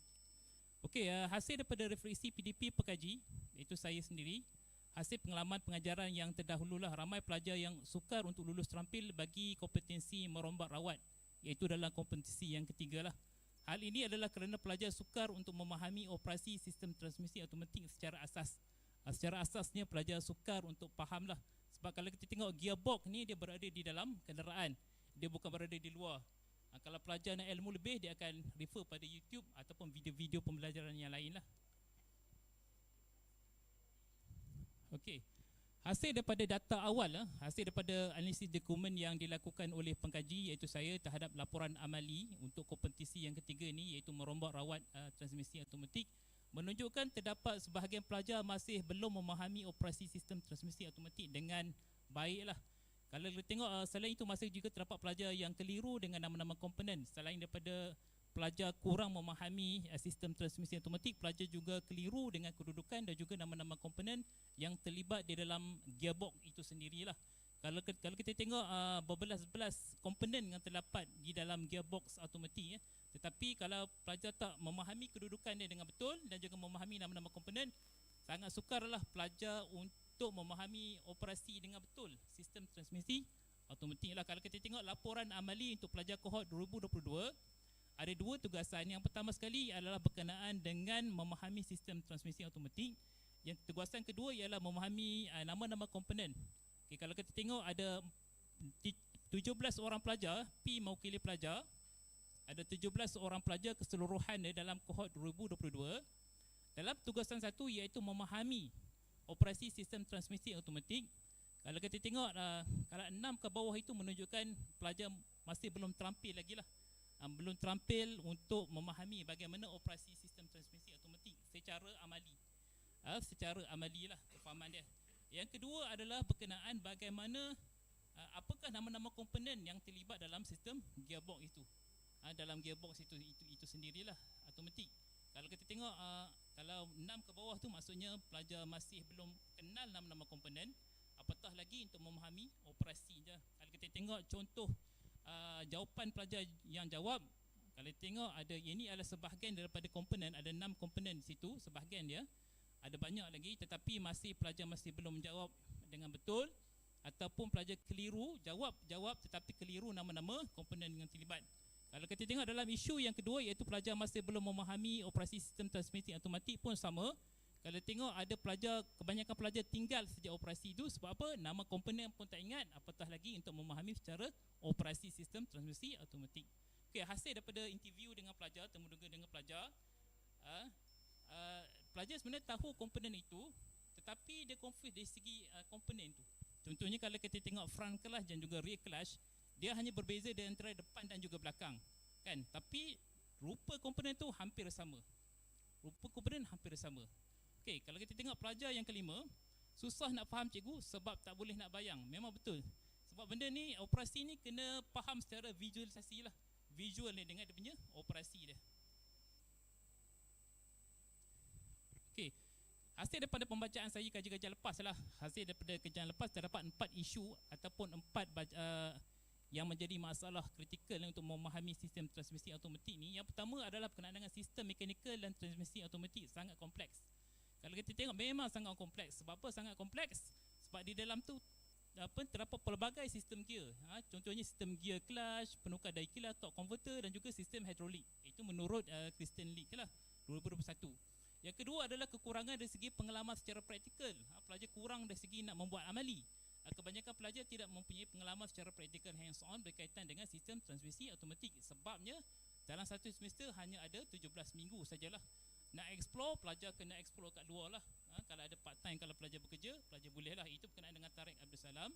Justru pelajar suka nak membayangkan operasi sistem transmisi yang secara realiti. Kekurangan sumber pengajaran yang berkaitan lah sangat kurang. Kalau ada pun dalam YouTube dalam bahasa Inggeris. Kalau kita tahu pelajar vocational ni tak mahir sangat dalam bahasa Inggeris. Itu kemampuan untuk menyediakan bahan berkaitan yang mampu menerangkan secara jelas sistem transmisi automatik. Itu Sherry Stover 2019. Okey, pelbagai jenis sistem transmisi automatik. Okey, pelbagai jenis lah. Kalau kita tengok kat luar lagi banyak, lagi canggih dari segi sistem transmisi automatik lah. Contohnya CVT, DCVT, DCT, DSG, banyak lagi lah. Kalau kita tengok explore lagi banyak. Cumanya dalam kajian tindakan ni saya hanya terangkan secara basic untuk belajar secara basic, dan nanti apabila belajar dah tahu secara asas, baru dia boleh faham yang canggih lagi lah. Kalau secara canggih tak faham, apatah lagi basic ni lah. Okey, fokus utama kajian ini adalah untuk penambahbaikan amalan pengajaran saya sebagai pengkaji untuk membantu pelajar memahami operasi sistem transmisi automatik seranya lulus dengan terampil kompetisi yang ketiga inilah. Okey, kalau pelajar tak terampil, maksudnya pelajar susah nak lulus. Dan satu lagi, memang bila kat luar memang tak boleh nak buat kerja lah. Okay, justru terdapat 2 objektif utama kajian tindakan ini. Yang pertama sekali adalah untuk membantu pelajar memahami operasi sistem transmisi automatik. Dan yang kedua ialah untuk membantu pelajar mengenali nama-nama komponen yang terlibat dalam merawat sistem transmisi automatik. Okey, metodologi kajian. Okey, metod yang saya gunakan adalah berdasarkan Chemist dan McTaggart 1998. Iaitu terdapat 4 proses langkahnya, iaitu yang pertama ialah proses merancang, bertindak, memerhati dan juga mereflect. Okey, peserta kajian yang terlibat adalah seramai 17 orang pelajar. Okey, kohort 2022, semester yang keempat, tahun kedua.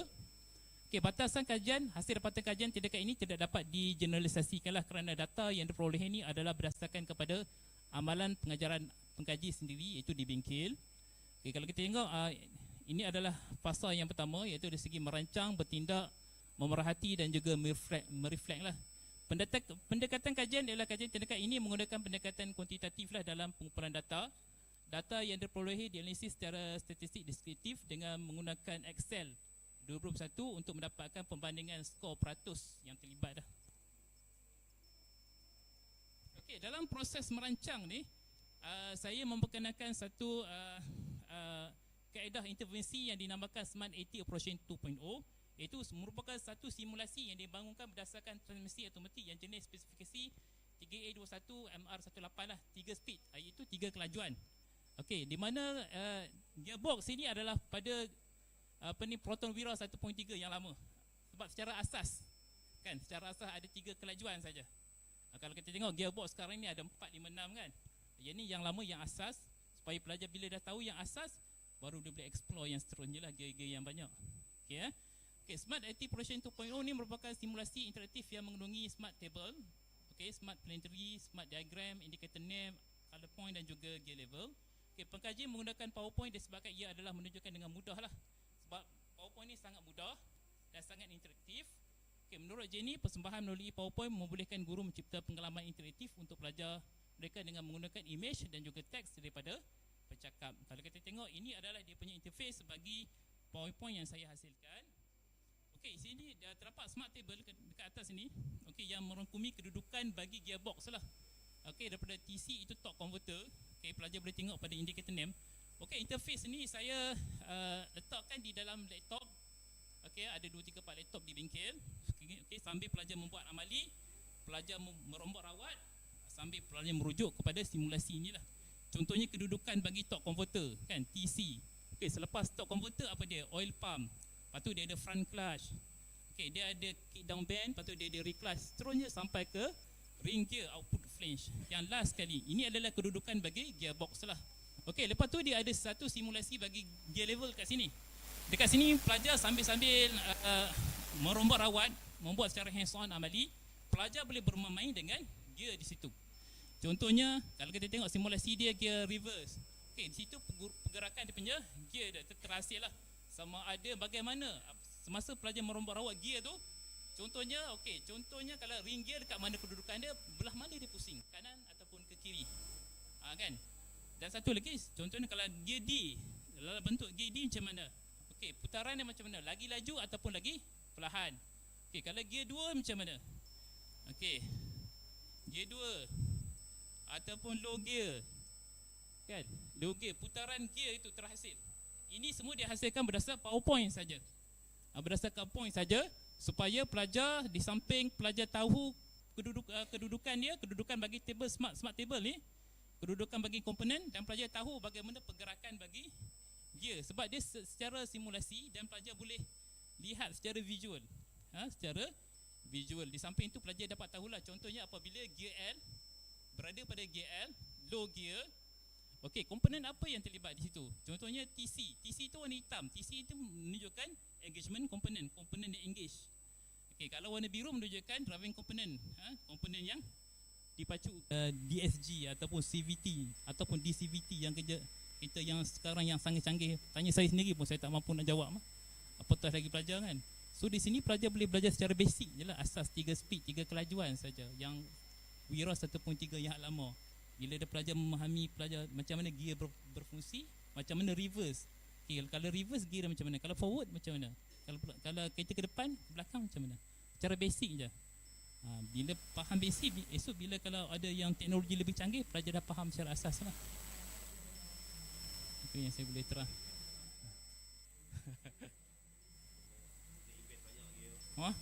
Yalah, banyak lagi ya.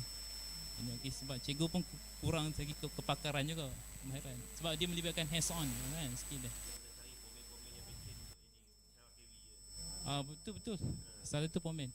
Sebab kebanyakan pensyarah pun tak ada yang pengalaman dari segi dekat pomen kat luar, kan, pengalaman industri kan. Hanya boleh bercerita dengan teori saja. Kalau masalah-masalah kat luar tak boleh nak cerita lah, tak boleh nak gambarkan.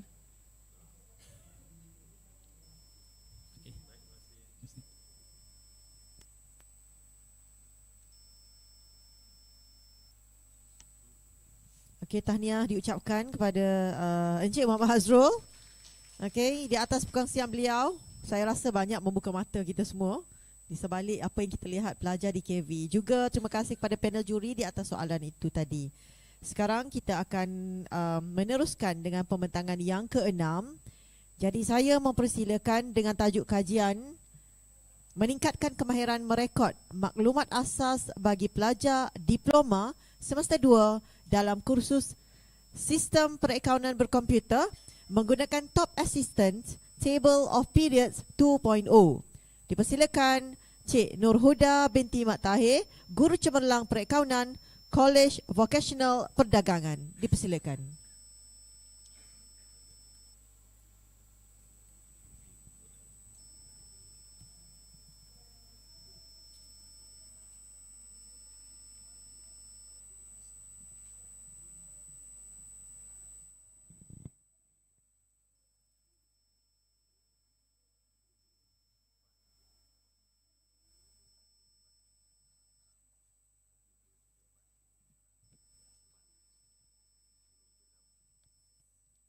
Baik, Assalamualaikum warahmatullahi wabarakatuh dan salam sejahtera.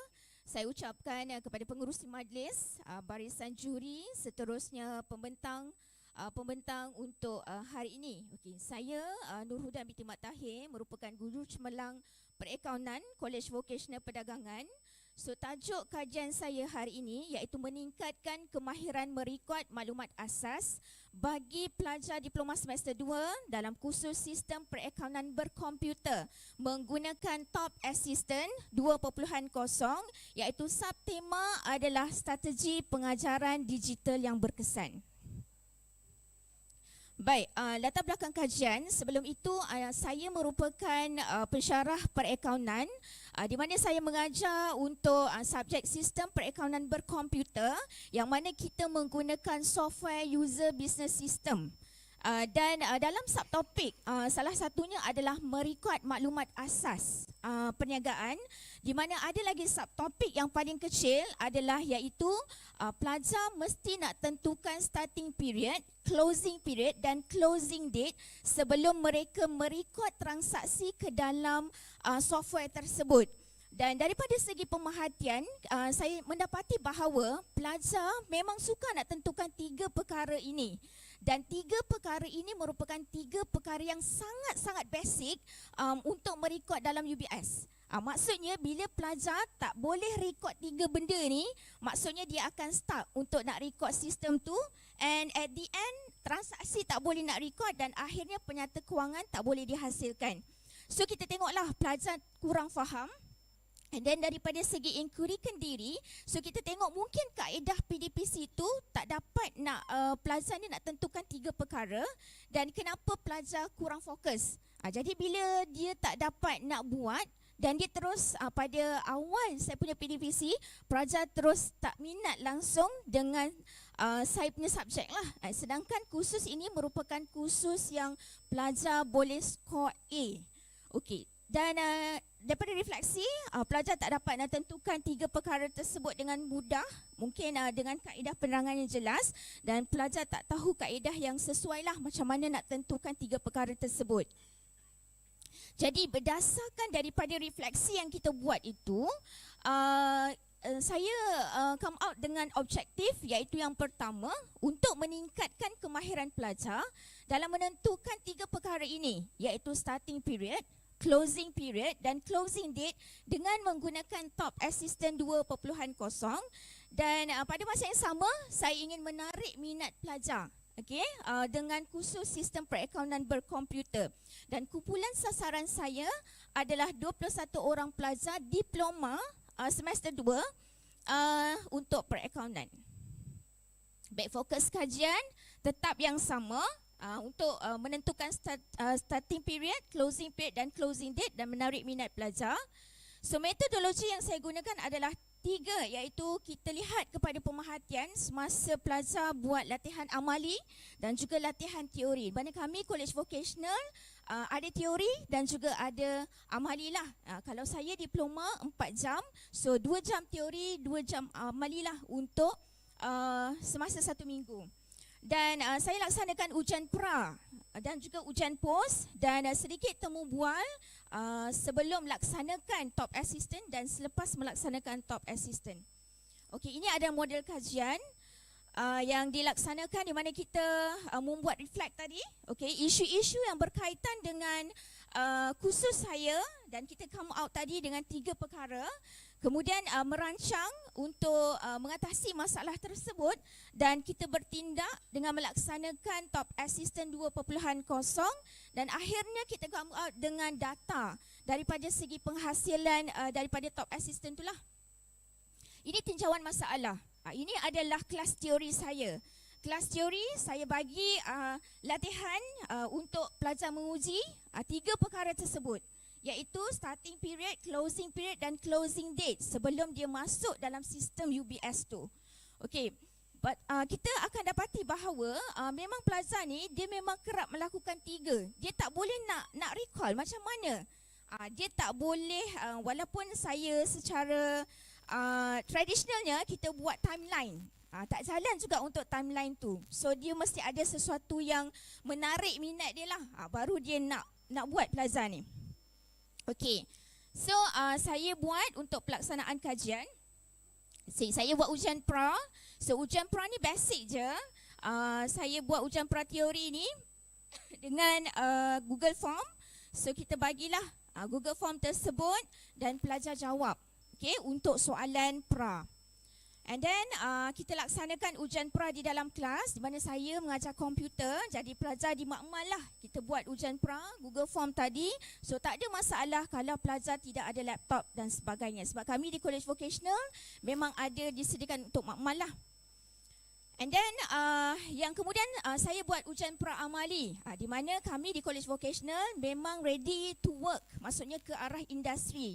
Jadi memang ada amali di mana dokumen-dokumen diberikan. Tetapi pada peringkat awal 3 perkara tu memang pelajar tak dapat. Closing period, starting period dengan closing date. So dia dah stuck dekat situ untuk merekod transaksi. Macam ni lah. Ini saya buat jalani amali di dalam kelas pelajar. Kemudian ini adalah hasil daripada ujian pra tu. Okay. Ada 3 perkara yang kita nak tengok. Maksudnya ada 3 perkara yang hasil untuk ujian pra tersebut. So kita tengok perbandingan untuk yang salah dengan yang betul tu. Yang merah tu salah. Memang kita nampak pelajarnya berbeza-beza 21 tu.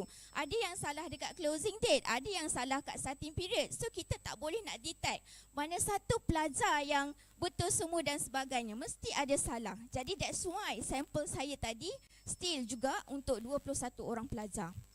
Okey, so kita dapati memang separuh daripada pelajar tu memang tak betul 3 benda tu. So kalau tak betul 3 perkara tersebut, saya tak boleh nak teruskan lah untuk sistem UBS tu. So sebenarnya perkara ni bukan saya juga alami, tapi di College Vocational yang ada program perakaunan untuk khusus ini yang memang banyak tanya kepada saya lah macam mana kita nak selesaikan masalah ni. Okey, baik. Ini untuk amali, masih benda yang sama juga. Dapatan dia sama juga. Okey, so pelaksanaan dia adalah ini untuk kali pertama yang saya buat. Maksudnya kita kata ni 1.0 lah. Yang saya buat, maksudnya kita buat lakaran dulu.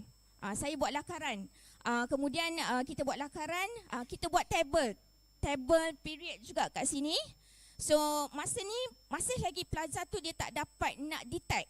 Sebab dia kena lukis sendiri. Kalau dia salah lukis, dia tak boleh juga nak detect benda tu. Kan? Okey. Kemudian saya come out berbincang dan mungkin saya nak laksanakan satu yang dinamakan sebagai top assistant, yang mana satu aplikasi yang kita guna WPS worksheet sahaja tanpa apps yang besar-besar. So 3 benda yang saya hasilkan ini saya masukkan dekat dalam MyLink lah, di mana dia complete ada. Kalau kita tengok kalau kita tengok dia ada apps dekat sini, lepas ada tutorial, lepas tu ada bahasa Melayu dan English. Sebab saya punya tu dia boleh dalam bahasa Inggeris juga. Kemudian kita ada e-book juga supaya pelajar ni betul-betul boleh menggunakan top assistant tu dengan betul. Okey, ada 2 cara saya bagi dekat pelajar. Sama ada dia boleh download sendiri dekat dalam mailing lah ni ataupun kita bagi pen drive dekat pelajar. Sebab ada pelajar dia guna laptop dia sendiri. And then yang ini adalah kita namakan dia sebagai top assistant tu lah yang saya buat daripada WPS worksheet. So sebenarnya benda ni dia akan bergerak nanti saya tunjukkan untuk aplikasi dia macam mana. Okay, so untuk aplikasi dia saya bagi dekat pelajar, sama ada dia download dekat mailing lah tadi ataupun guna pen drive. Dia boleh, kalau guna pen drive tu pelajar suka juga. Sebab kalau dia ada laptop, dia boleh masukkan dalam laptop dia sendiri dan dia boleh belajar secara kendiri. So kalau dia lupa macam mana nak dapatkan top assist, starting period tu, dia boleh guna bahan bantu mengajar ni. Okay, so ini adalah muka top assistant tu lah. Nanti kita akan masukkan nilai-nilai dekat situ. Nanti dia terus akan jadi berapa starting period yang dia akan tengok. Okay, ini adalah untuk muka untuk menyemak. Dan ini adalah kita kata manual penggunaan, iaitu e-book yang saya hasilkan. Sebenarnya e-book ni pun ada bahasa Inggeris dan bahasa Melayu. Dan tak berakhir di situ, saya nak betul-betul pelajar mahir, saya buat video penggunaan yang saya upload dekat dalam YouTube. Yang ini ada bahasa Inggeris dan juga dalam bahasa Melayu. And then ini adalah QR code lah yang kita kata pelajar buat di rumah masa ni. Dia buat secara kendiri, kalau boleh tengok sendirilah. Okey, kemudian ini pelaksanaan saya dalam kelas. So masing-masing dah download dan masing-masing cuba. Cuma yang top assistant ini tidak boleh digunakan di peperiksaan. Dia sebagai bahan bantu mengajar, supaya dia nak ingat balik, nak recall balik macam mana dia nak dapatkan 3 perkara tersebut. Okay, so saya jalankan ujian post. Selepas saya dah bagi dia main apps tu, aplikasi tu lah, dan mari kita bagi ujian post balik semula. So ujian post kita bagi teori dan amali tetap sama. So bila kita bagi teori dan amali, secara mentally count, pelajar boleh kira berapa starting period, berapa closing period dan berapa closing date dengan mudah. Dia boleh secara spontan sahaja kalau kita tanya. So saya tak mengambil masa yang lama sebenarnya untuk menggunakan top assistant tu. Cukup sekadar seminggu untuk teori dan amali. Dia dah dapat mentally count. So kalau dia lupa, dia guna balik top assistant tersebut. So kita dapati bahawa 21/21 orang pelajar dapat menentukan ketiga-tiga perkara itulah, starting period, closing period dan closing date sebelum dia record ke dalam sistem UBS. Okay, saya buat juga temu bual, di mana temu bual yang pertama ini adalah sebelum intervensi dilaksanakan.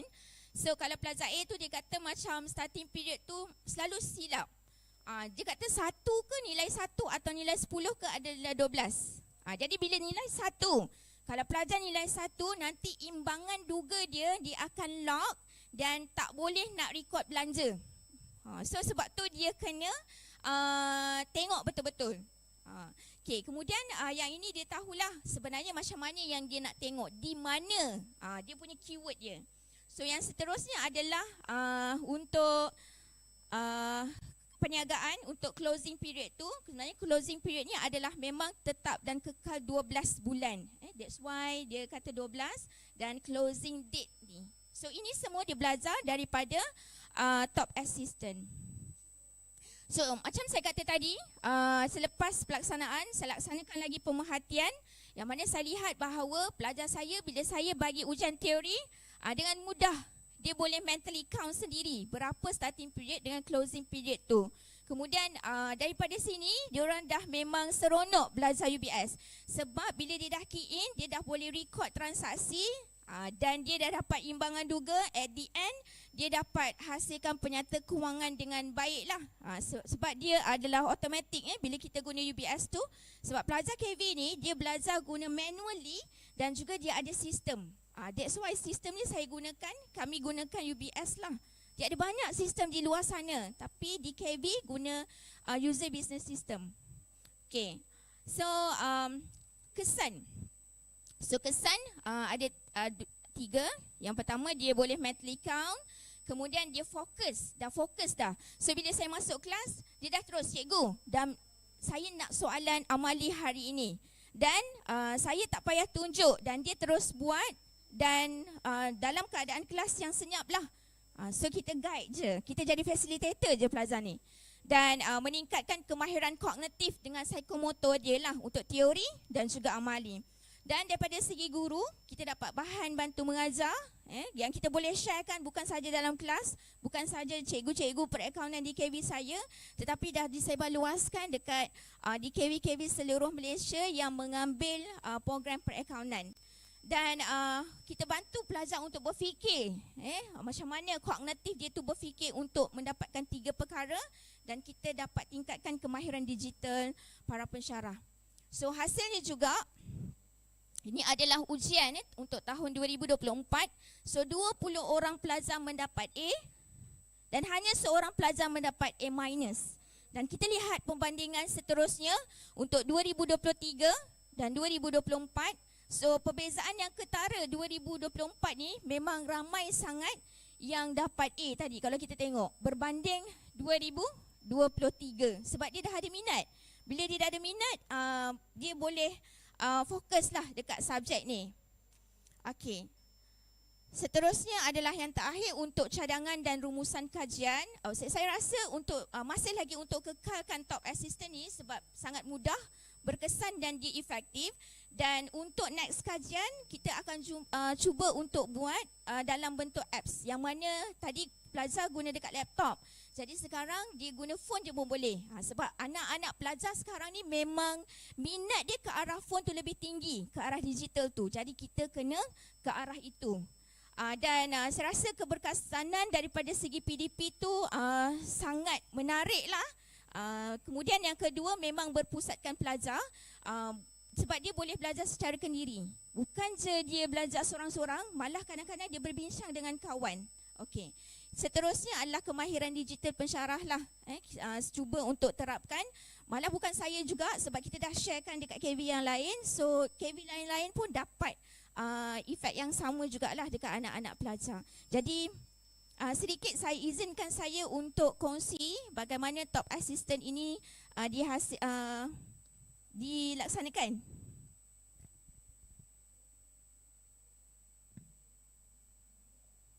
Ini sebenarnya adalah top assistant yang kita guna.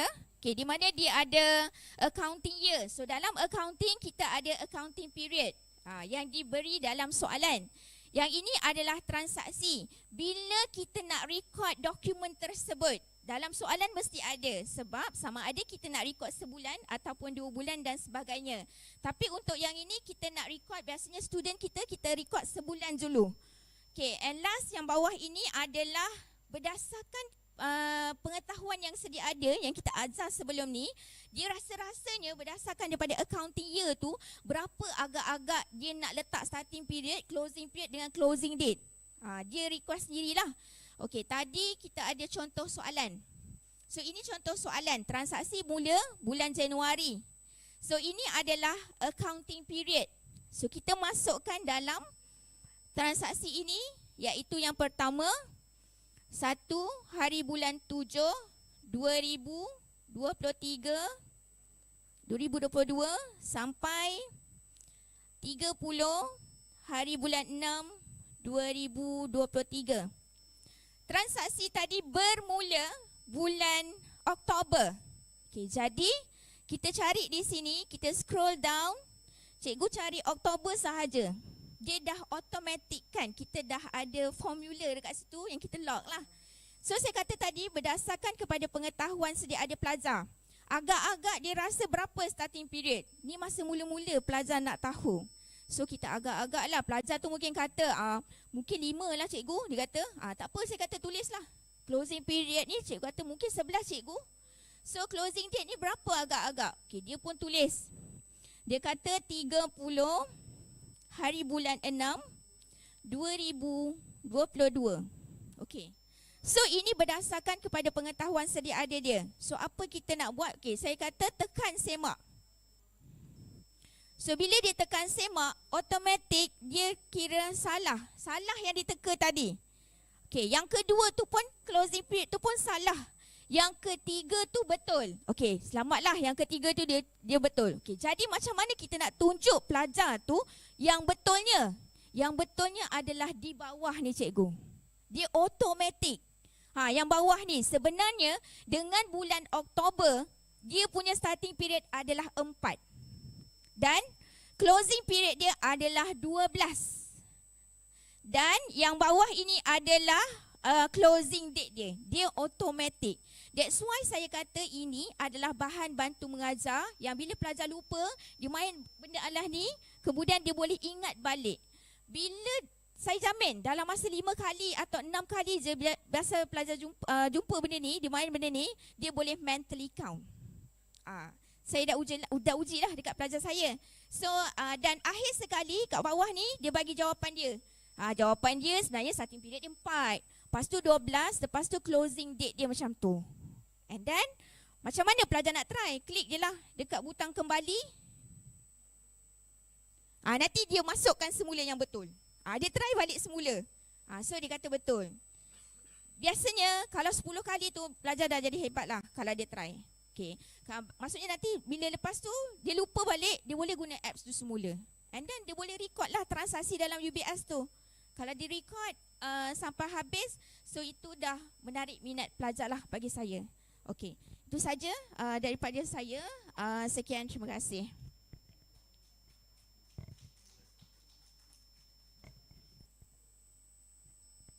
Okey, ada soalan daripada pihak hadirin? Jelas? Okey. Sebelum ni ada buat yang lain. You buat? Is this your first project atau sebelum ni you ada yang lain? Yang tadi 1.0 tu 1.0 tu saya buat just garis masa sahaja. Timeline je ajar pelajar. So macam dia salah juga, dia tak berhasil juga. So yang ini yang kedua lah. Kalau maksudnya you produce artikel kan, that betul. one can be included as your cycle 1. So bila tak berjaya in cycle 2 you achieve this. That's my advice lah. Oh ya. Yeah. Okay.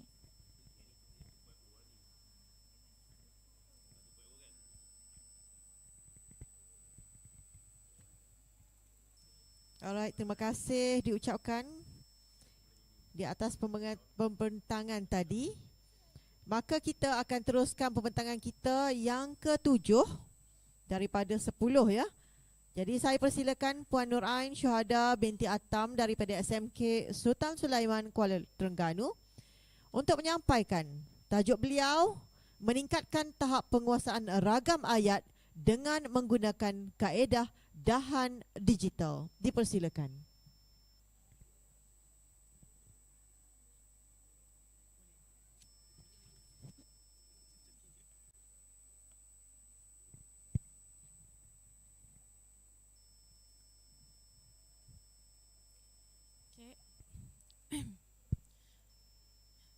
Okay, Assalamualaikum warahmatullahi wabarakatuh.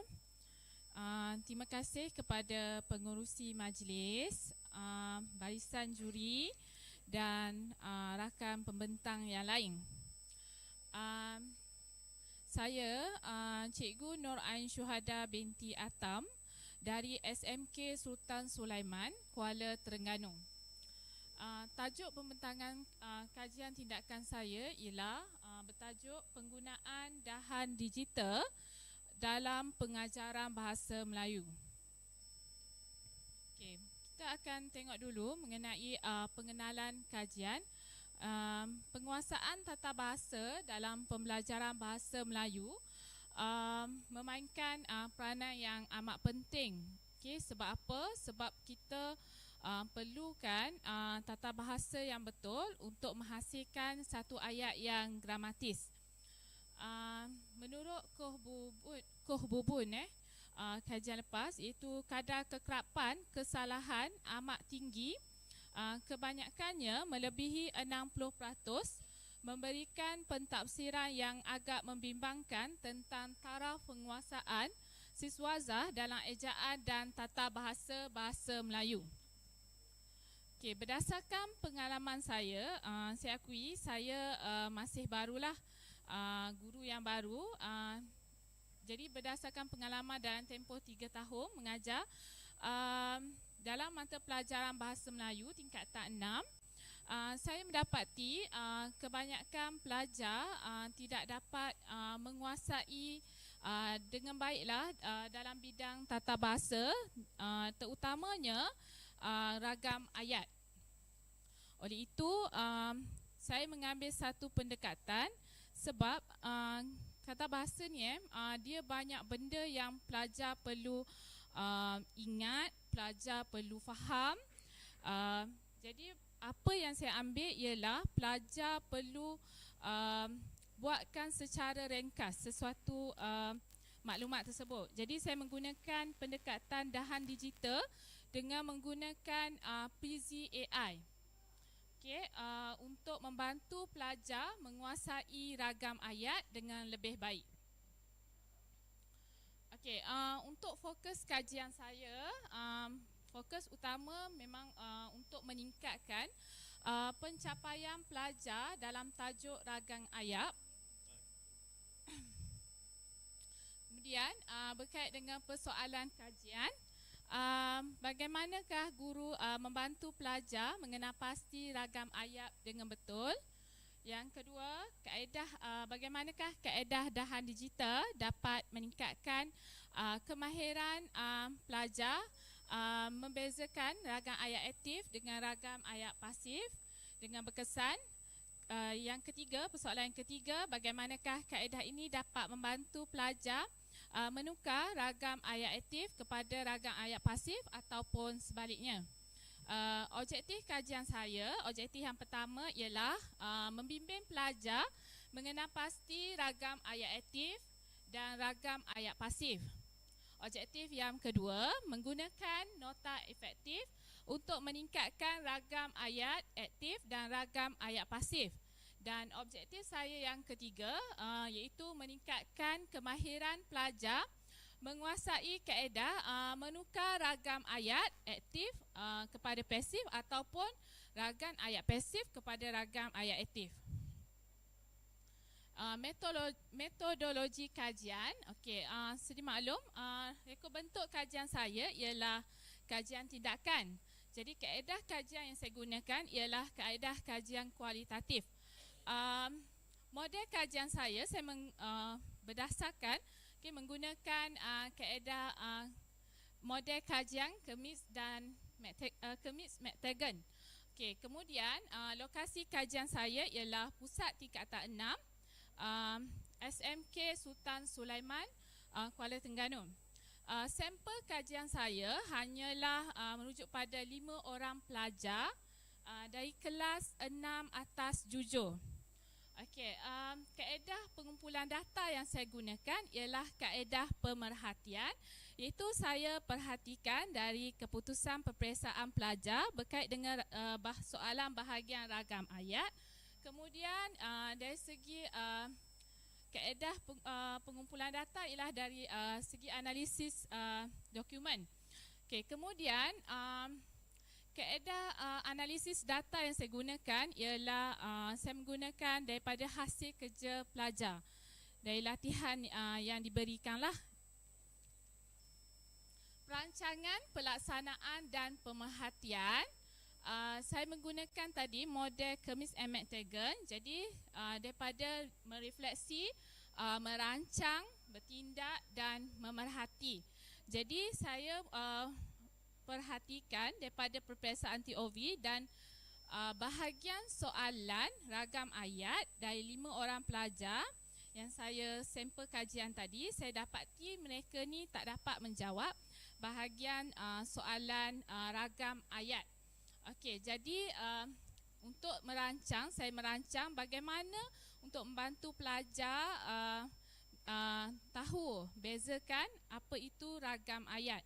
Okey, dan dengan ini saya mula dengan buat nota secara tradisional sahaja. Okey, tapi apa yang saya perhatikan dari kajian itu, pelajar tak boleh bawa nota tu ke mana-mana. Kadang-kadang nota tersebut ada yang hilang. Okey, dan satu lagi, kalau tengok dari tradisional ni, nota yang dihasilkan oleh pelajar kurang kreatif, tak ikut turutan, maksudnya tak teratur lah dari segi tu. Kemudian daripada saya buat refleksi balik untuk hasilkan nota yang lebih baik lah. Jadi apa saya merancang, saya buat dalam bentuk kumpulan untuk menggunakan dahan digital. Jadi saya bertindak, saya sediakan satu platform dahan digital. Okey, dalam dahan digital tu nantilah pelajar akan melengkapkan maklumat daripada kata kunci berkait dengan ragam ayat. Okey, jadi apa yang saya perhatikan di sini, pelajar dapat menghasilkan satu nota yang lebih menarik.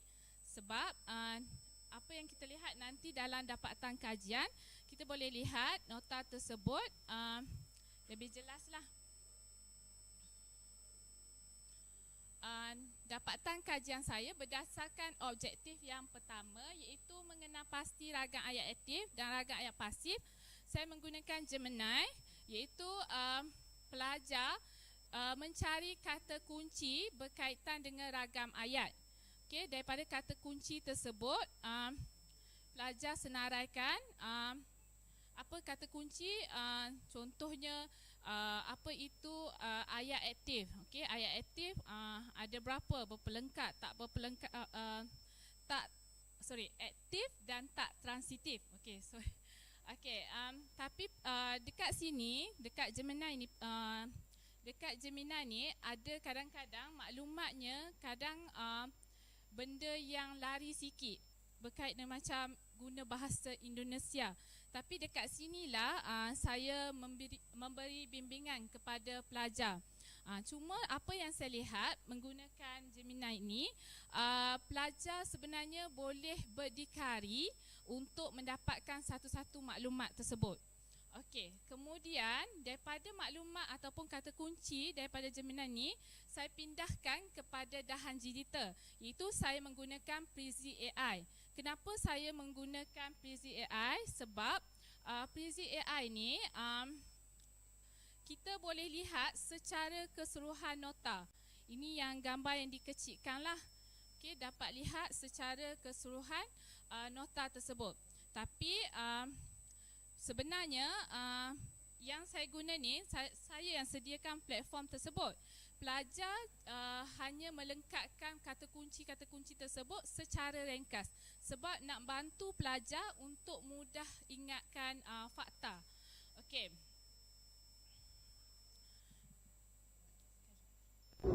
Ini ialah semasa pelaksanaan tersebutlah, dan kalau dilihat di sini, Prezi AI ni sebenarnya dia boleh zoom in kepada satu-satu maklumat yang kita buat tu. Dan benda ni saya sharekan kepada pelajar, 5 orang pelajar tersebut, email lah. Okey, jadi dia boleh buat secara online. Kita sebenarnya macam tak ada masalah lah dari segi internet, sebab pelajar semua ada telefon pintar, jadi boleh buat melalui telefon pintar ataupun laptop. Okey, dapatan kajian yang ketiga iaitu menyusun dan menukar ayat aktif kepada ayat pasif. Ini ialah apa yang kita dapat dari dahan digital tersebut. So pelajar boleh merujuk pada dahan digital tersebut untuk menukar ayat tersebut dalam latihan ataupun latih tubi yang diberikan oleh pelajar, dan pelajar dapat menjawab soalan tu dengan baiklah. Secara keseluruhan kajian saya ni, rumusan kajian, apa yang saya dapat lihat dari sini, sebenarnya banyak nilai bekerjasama lah antara pelajar. Dan kalau lihat di sini, PDPC ni sebenarnya guna dahan digital ni sebenarnya dapat menjadikan pelajar lebih aktif dalam kelas, sebab pelajar boleh menyatakan ataupun keluarkan idea mereka. Dan masa ni sebenarnya apa yang saya nak buat akan datang ialah pelajar dapat create dahan digital ikut kreatif mereka lah. Dan sebenarnya kita boleh mencungkil bakat pelajar pelajar untuk hasilkan nota ni dengan lebih kreatif. Dan saya rasa kaedah ni bukan saja untuk bahasa Melayu, tapi boleh juga digunakan untuk mata pelajaran lain. Contohnya mata pelajaran sejarah ataupun geografi. Sebab kita nak keluarkan fakta untuk mudahkan pelajar ingat tentang fakta tersebut. Okey, setakat itu saja. Ini ialah secara gambaran keseluruhan Prezi AI tersebut. Okay, sekian, terima kasih.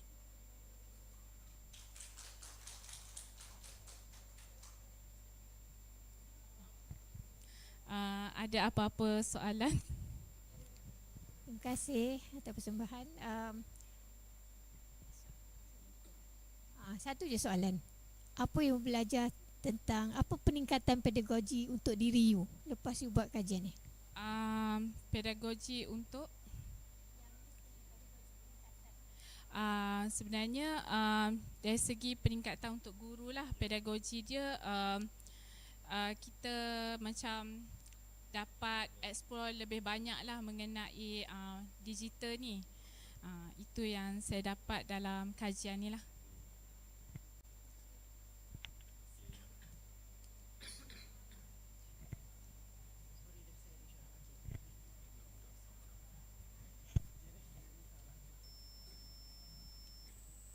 Alright, terima kasih diucapkan kepada pembentang kita, Puan Nur Ain Syuhada, di atas perkongsian beliau itu.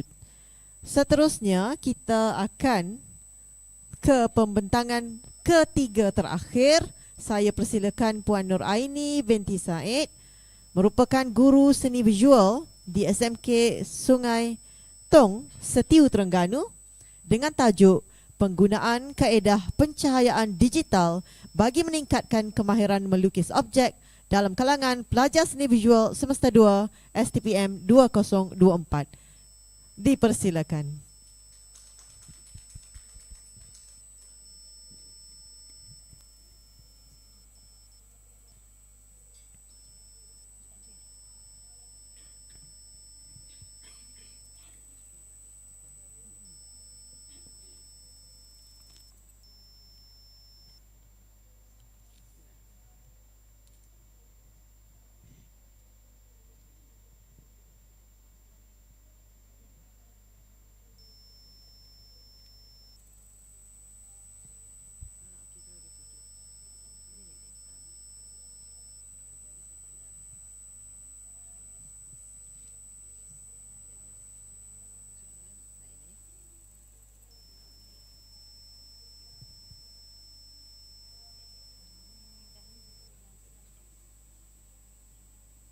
Baik, terima kasih Puan Moderator. Yang saya hormati Hakim dan para audiens sekalian. Assalamualaikum warahmatullahi wabarakatuh dan selamat sejahtera. Baik, pada petang ini saya akan berkongsi mengenai penggunaan kaedah pencahayaan digital bagi meningkatkan kemahiran melukis objek dalam kalangan pelajar seni visual STPM semester 2. Sebelum itu saya perkenalkan, nama saya ialah Nur Aini binti Said dari Sekolah Menengah Kebangsaan Sungai Tong Setiu, Terengganu. Okey. Baik, untuk pengenalan, lukisan merupakan kerja praktikal yang dapat memberikan kemahiran asas dalam penghasilan karya dan aspek yang terkandung dalam mata pelajaran seni visual tingkatan 6 semester 2 yang memperuntukkan markah sebanyak 70 markah, iaitu wajaran 35%. Nah, ini menjelaskan bahawa kemahiran melukis ni amat penting untuk dikuasai dalam kalangan pelajar tingkatan 6. Dan menurut Betty Ansel pada 1997, 4 kepentingan lukisan iaitu penyelidikan, kajian, rakam memori dan alat komunikasi lah. Ya. Baik, seterusnya iaitu isu kajian. Baik, refleksi PDPC saya baru berpindah dari Selangor mengajar SPM dan terus transfer ke Sungai Tong. Saya diberi tugas untuk mengajar seni visual STPM di SMK Sungai Tong Setiu, Terengganu pada awal Januari, iaitu tahun 2023, tahun lepas.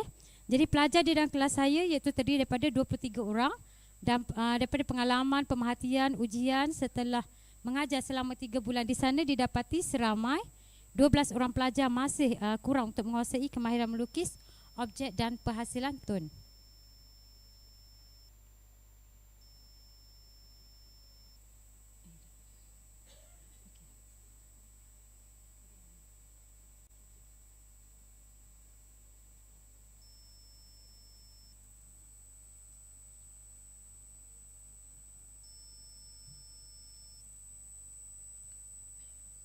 Baik, metodologi kajian.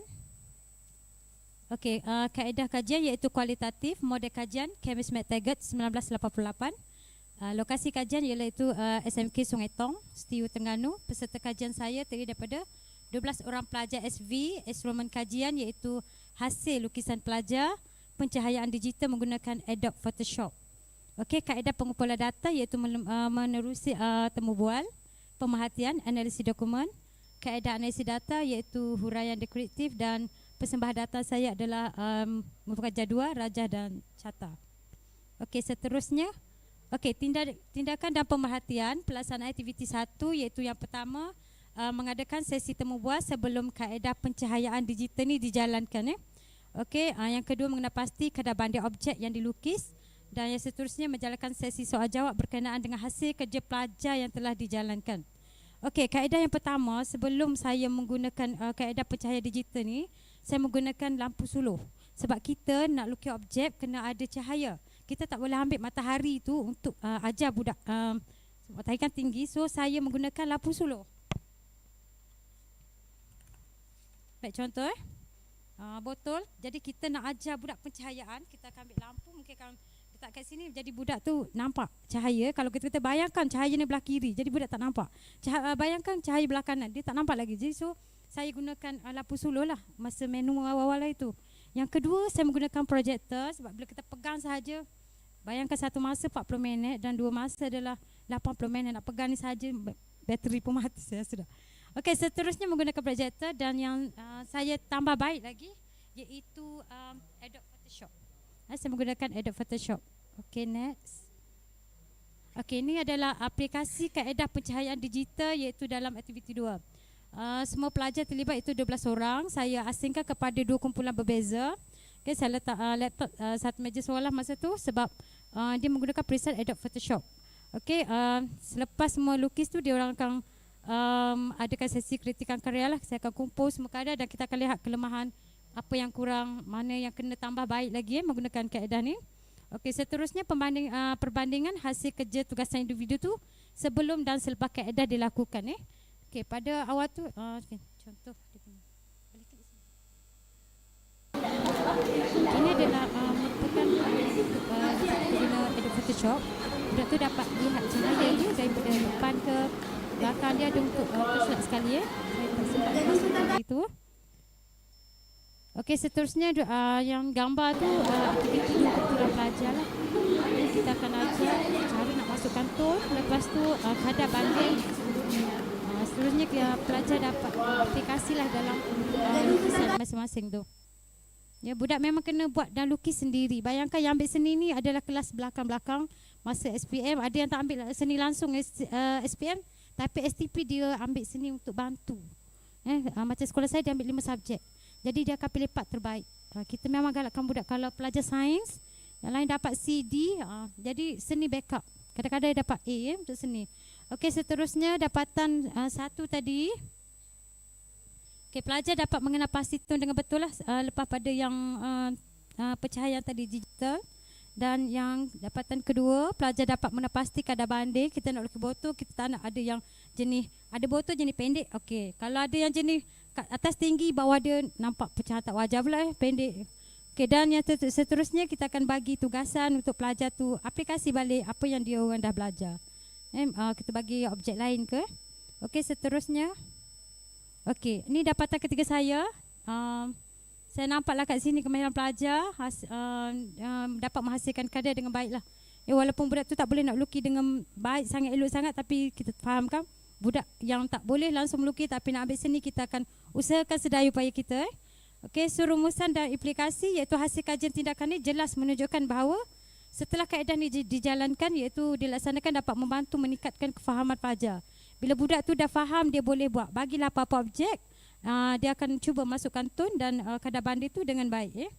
Okey, menggunakan pencahayaan digital. Jadi semoga dengan referensi ini saya dapat meningkatkan setiap tindakan yang saya ambil untuk membaiki amalan PDPC saya pada masa akan datang. Dan saya akan mungkin kongsikan dulu yang lampu suluh tadi dengan guru yang buka option. Ya, guru seni sekarang sangat berkurangan, so saya akan bantu 2 cikgu yang inilah untuk menengah rendah. 1, 2, 3. Okey, cadangan kajian saya seterusnya iaitu saya akan tambah baiklah dari semasa ke semasa dan akan aplikasi dalam sesi PDPC yang berkaitan dengan subjek PSV dan RBT. Sebab RBT pun ada tajuk yang berkaitan dengan rendering untuk masalah tone ni. Okey, sekian sahaja rasanya daripada saya. Terima kasih banyak-banyak. Ada soalan ke?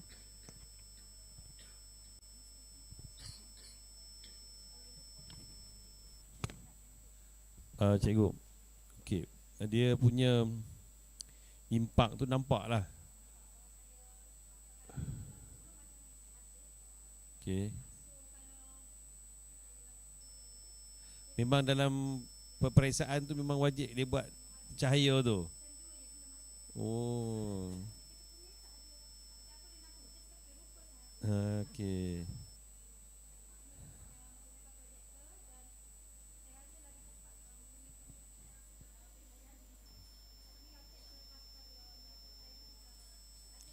Maknanya kita akan menggunakan Photoshop lah. Photoshop tu original ke pirate ke?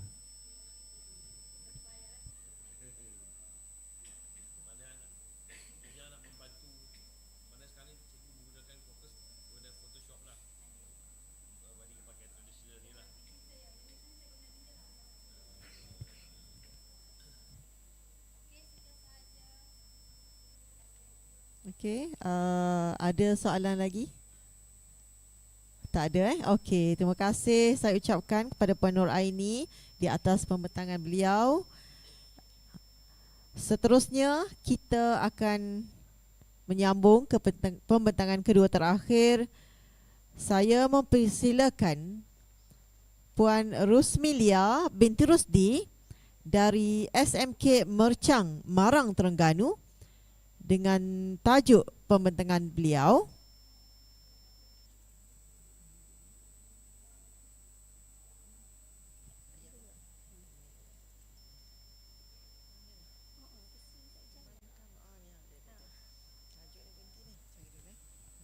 Okey, tajuk pembentangan beliau adalah Incorporating English Vocabulary Profile EVP Application and AI Vocabulary Tools in Enhancing Sixth Former Students Vocabulary Knowledge. Dengan ini saya mempersilakan Puan Rusmilia untuk memulakan pembentangan beliau.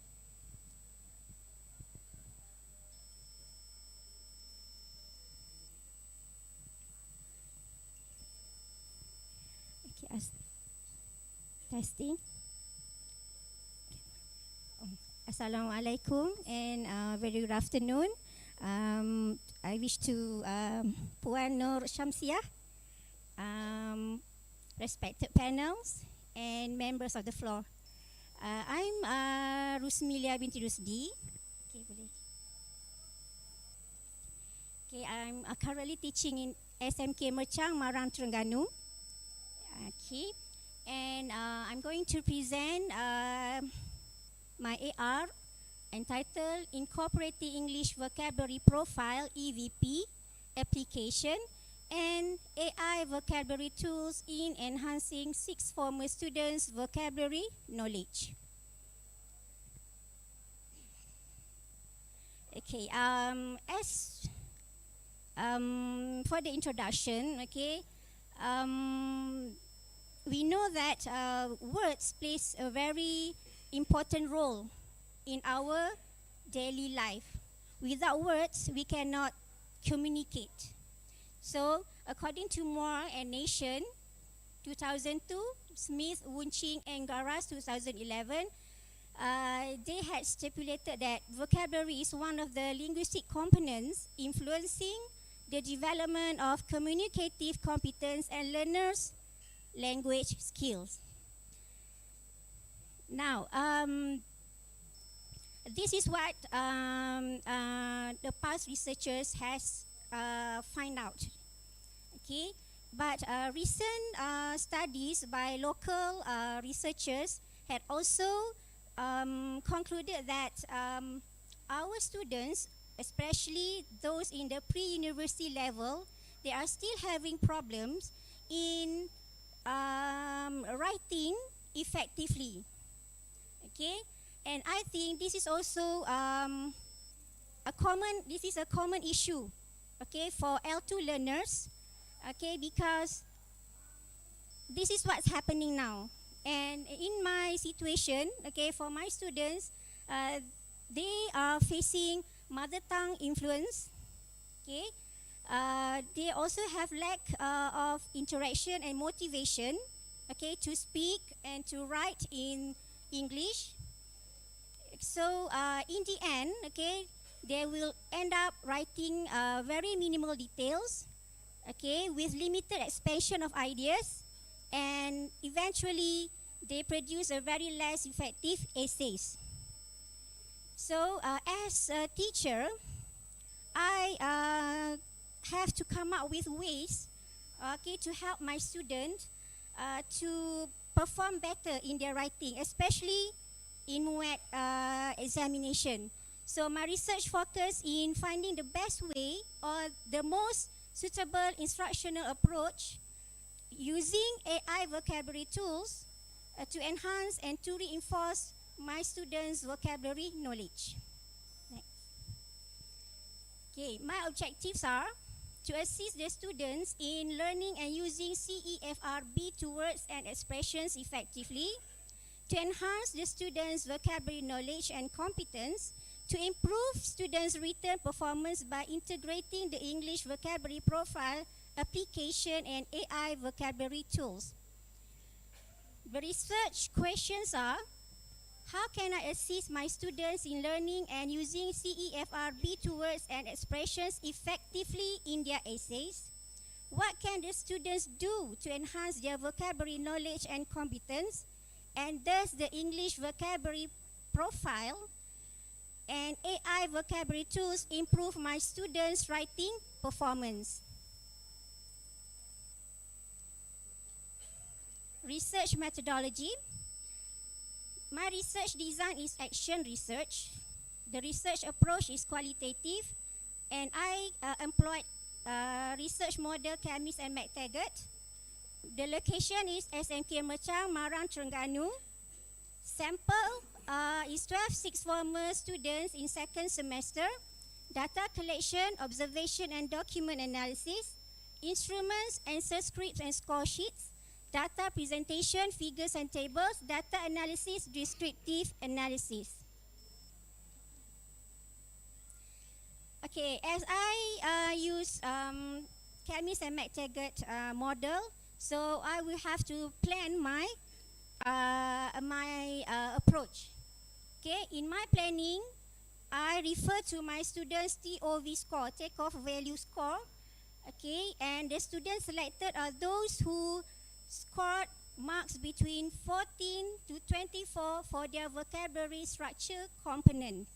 Because I'm focusing on vocabulary, so I will only focus on their vocabulary structure and components, and 14 to 24 mark refers to band B1 and lower B2. Okay, I had planned an 8-session session. Okay, in session 1, this is a 60-minute session. This is the part where I determine how much words they know.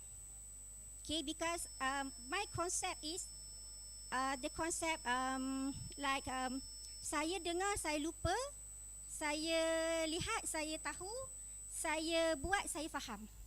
So the first part is in session 1, how much words do they know? So to determine the level and readiness of the students in the CEFR level. So I provide them with word list in B1 and B2 level, and they are asked to tick the words that they know the meaning, either in Bahasa or in English. Okay, there are 883 words in level B1 and 1,774 words in level B2. So through my observation, okay, 8 students are in the intermediate level, meaning that most of them are in B1 level. B1 level is equivalent to level lower secondary student level. And 4 students are in upper intermediate level, which is in B2. Meaning that these students, they understand English and they can communicate in basic language in English. So my reflection is I need to expand my students' vocabulary. Okay, I need to make them. This is a Form 6 students. I need to make them have a wider range of vocabulary, and I need to plan activities which can help them to expand and their word bank.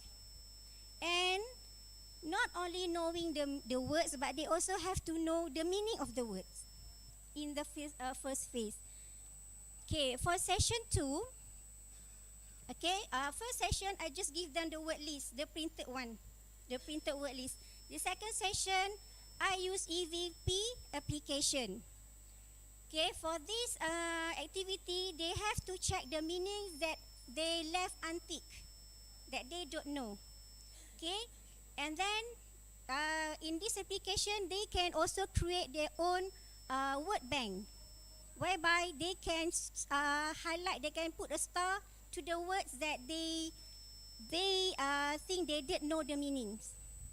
And then they have to group the words. Okay, in this EVP, they can also group the words, okay, under selected topics.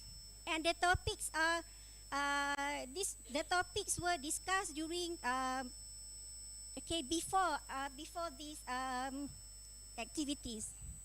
Okay, through my observation, I noticed that they enjoy the activity because they are engaged. They were engaged in the activities. Okay, because it's like they do. Mereka yang membuat aktiviti itu, and there are more discussion in English because they know word. Now they know more words in English. Okay, so reflection. I find that my students are more confident, and they know now the meaning. Not only they know the word, but they know the meaning in context. Okay, the third session is evaluation of the first circle. Okay, so in this session, okay, I asked the students, okay, to review the word list, B1 and B2 word list, record the score again, meaning that they have to tick again the word. Okay, and I give them a very short, short statement, and then I ask them to write a very short essay of about 3 paragraphs. 3 paragraphs consists of about 180 words. Okay, and through my observation, okay, there are slightly higher score for the words that they tick, meaning that they know more words, and they know the words and the meaning. Okay, so as reflection, okay, the students now know the meaning in context, and now okay, I can proceed to the reinforcement stages. Boleh tak mainkan video? So this is how I transfer from worksheet to EVP.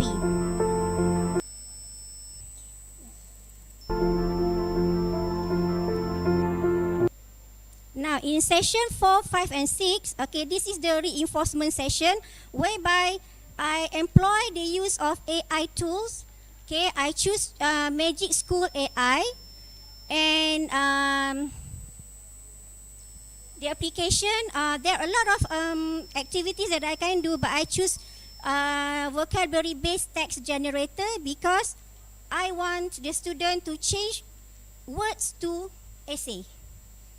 Okay, so for this activity, the students can custom the vocabulary, okay, and they can choose the words that they had listed in session 2 in EVP. They had grouped the word, so now they can use the words, okay, in the Magic AI application, and then the topic, they had chosen the topic also in session 2, and then they can generate their own text. Okay, meaning that they put the vocabulary they choose the vocabulary that they want from the list, B1 and B2 list, and then they also choose their own topic. For example, they provide 5 words. Okay, flower. This is just for example. Okay, 5 words, and then the topic healthy living. So when they click generate, there'll be an essay of a page essay. Okay, which the essay will use all the words they had provided. So from my observation, the students now know not only the word, they know the meaning of the word, and they know how and when to use the word in an essay. So for reflection, okay, I think this is the way I can let the students to enhance and to practice using words. Okay, and then when they use correct words in their essays, they will be able to provide better quality essays.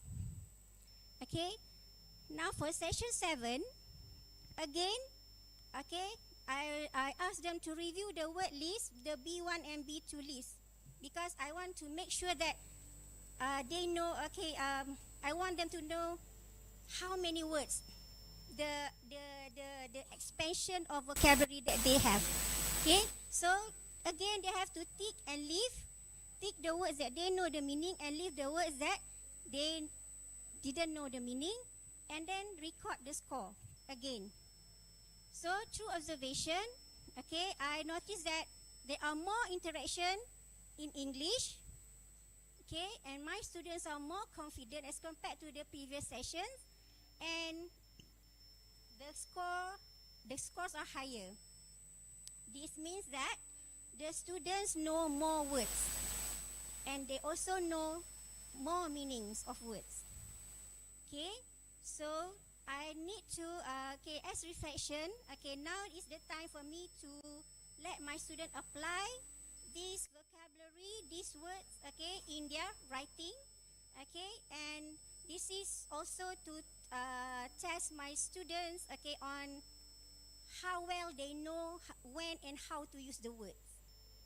Okay, session 8 is this is the cycle 2 evaluation, whereby I give them the real MUET question, the actual MUET question, and they're asked to write an essay of about 250 words within 15 minutes. And through my observation, okay, my students had better understanding of the task, and as reflection, okay, they improve their vocabulary and competence, and they know now that writing is not that boring. So because they know the meanings of the words and how to use the words and when to use the words.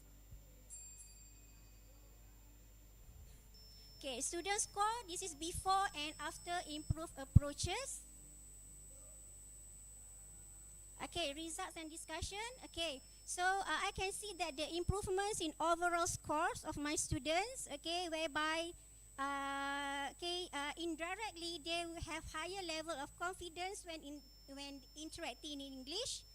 Okay, it also improves my students' learning strategies because they are now they can regulate their own learning. Okay, and it also have an impact on my teaching approach, whereby I am quite an old school teaching person. Now I know that I can explore more, and I can share my findings to teachers in the lower in the Form 5, Form 4 teachers, because I think this is a good digital platform to use. And also students can integrate precise vocabulary and write a well-structured written text. As conclusions, okay, I find out that using AI, vocabulary tools, and EVP can develop my learners' vocabulary knowledge and competence, and they can practice using the language. Okay, not only without my assistance, mean that they can practice using the language on their own. And it's also have given them to when they start using the platform, they know this is a useful tools for social and academic interaction as well. So for my suggestion, further study should assess the long-term effects of the vocabulary approach of this EVP and AI on learners' proficiency to see if they are capable of retrieving those words and using them in real-life communicative situation with the use of delayed tests. I think that's all.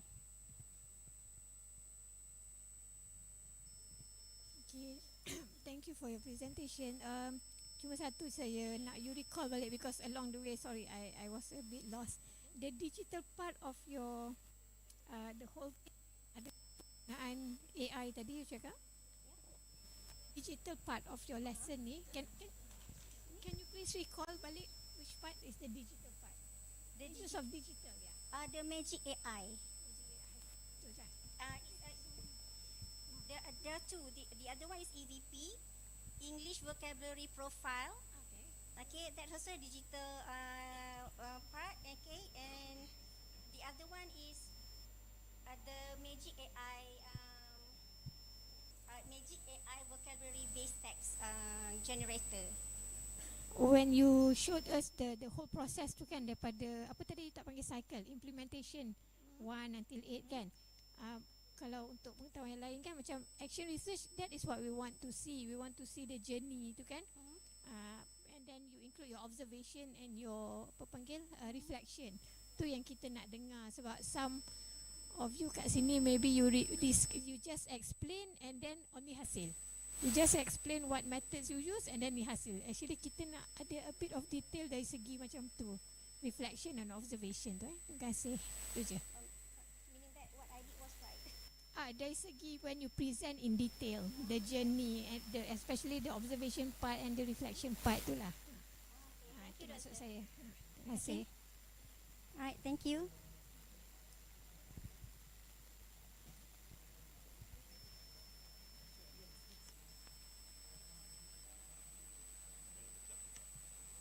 Okay, thank you very much to Puan Rusmilia for her sharing just now.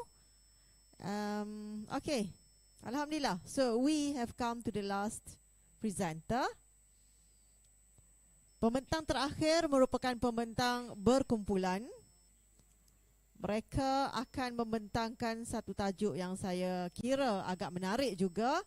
Dipersilakan Puan Maisarah Abdul Manas dan Puan Nur Azurin binti Azlan daripada Kolej Tunku Kursiah Negeri Sembilan dengan tajuk Empowering Student-Led Research, the Impact of ICE RAP on Personalized Topic Generation and Formulation of Research Questions in Extended Essay among IBDB Year 1 students of Kolej Tunku Kursiah. Please welcome to both of you.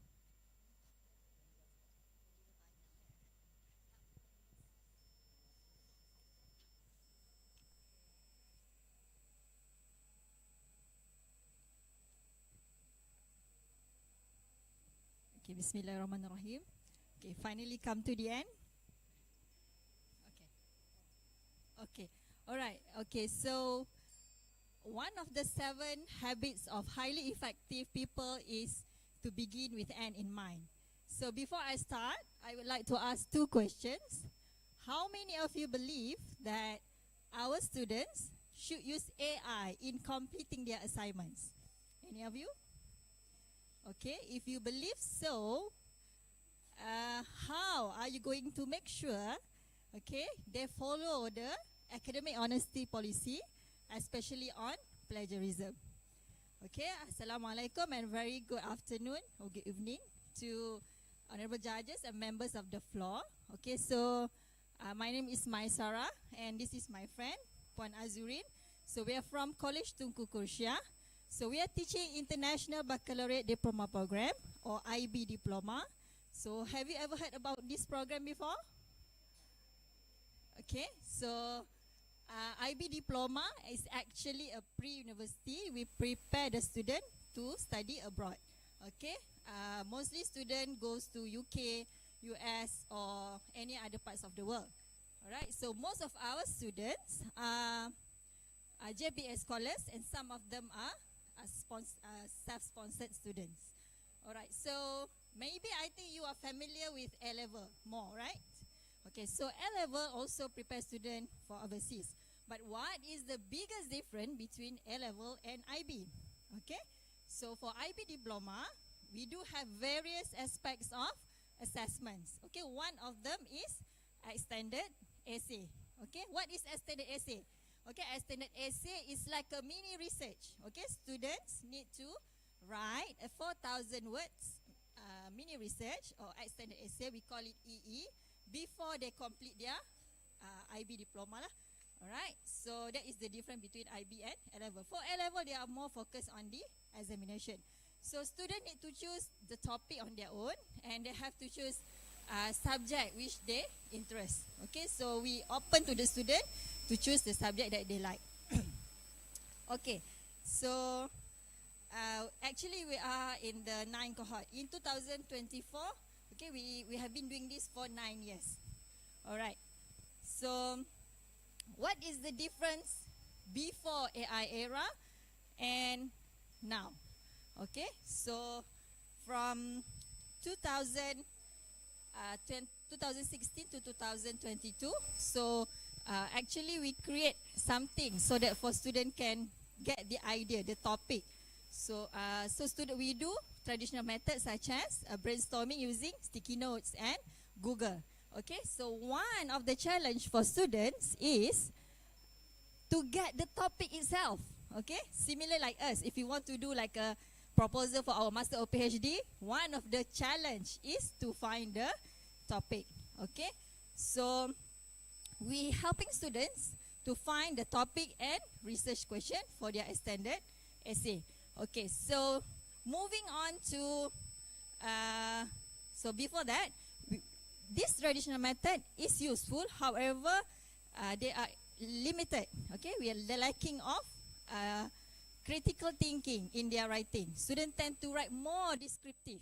Okay, the idea generator is very limited. All right, and then moving on to 2023. At that time, AI era still new. Okay, some of us use AI. So at that time, we moved to digital. At that time, so 2.0, we use Padlet. So I do Padlet for my actual research at that time lah. Okay, I think better, but there's still a lot of improvement. So the outcome still, there's still better improvement, but we need more. Okay, moving on to 2024 now. Okay, 2024. I think everyone use AI. How many of you use AI for your actual research? Okay, I believe everyone use AI. So we let our student to use AI.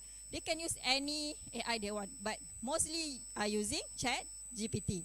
Okay, so for 2024, at first, okay, we ask the student, you can use your ChatGPT to create the topic that you like, okay, to present to us. Okay. However, after the presentation, we still think they're still lacking. Even though they use the AI, still lacking. So both of us come out with our tool, which is IceRap tool, as seen in the bunting.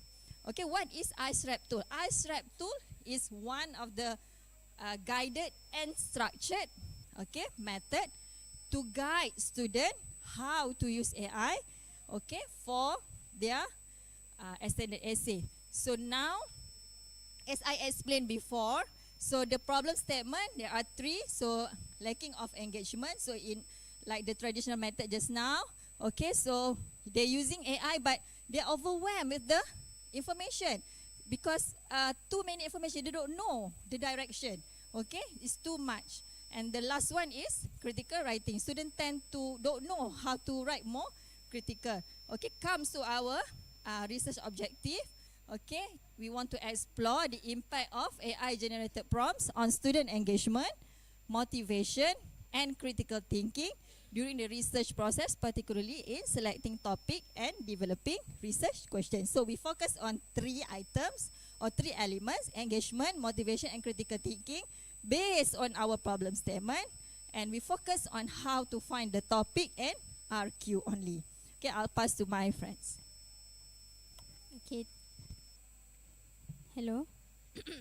Okay, thank you for my Sarah.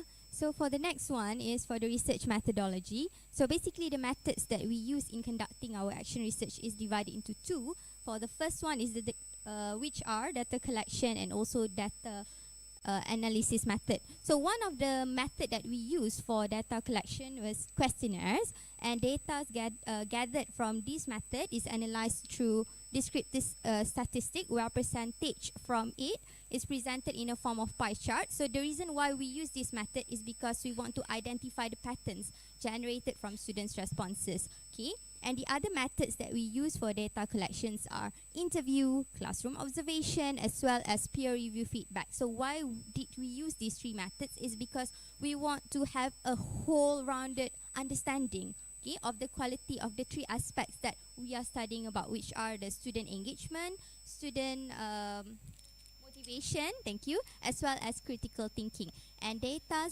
gathered from these three methods is analyzed through thematic analysis, where we want to specify aspect of the findings that we gathered from the previous method.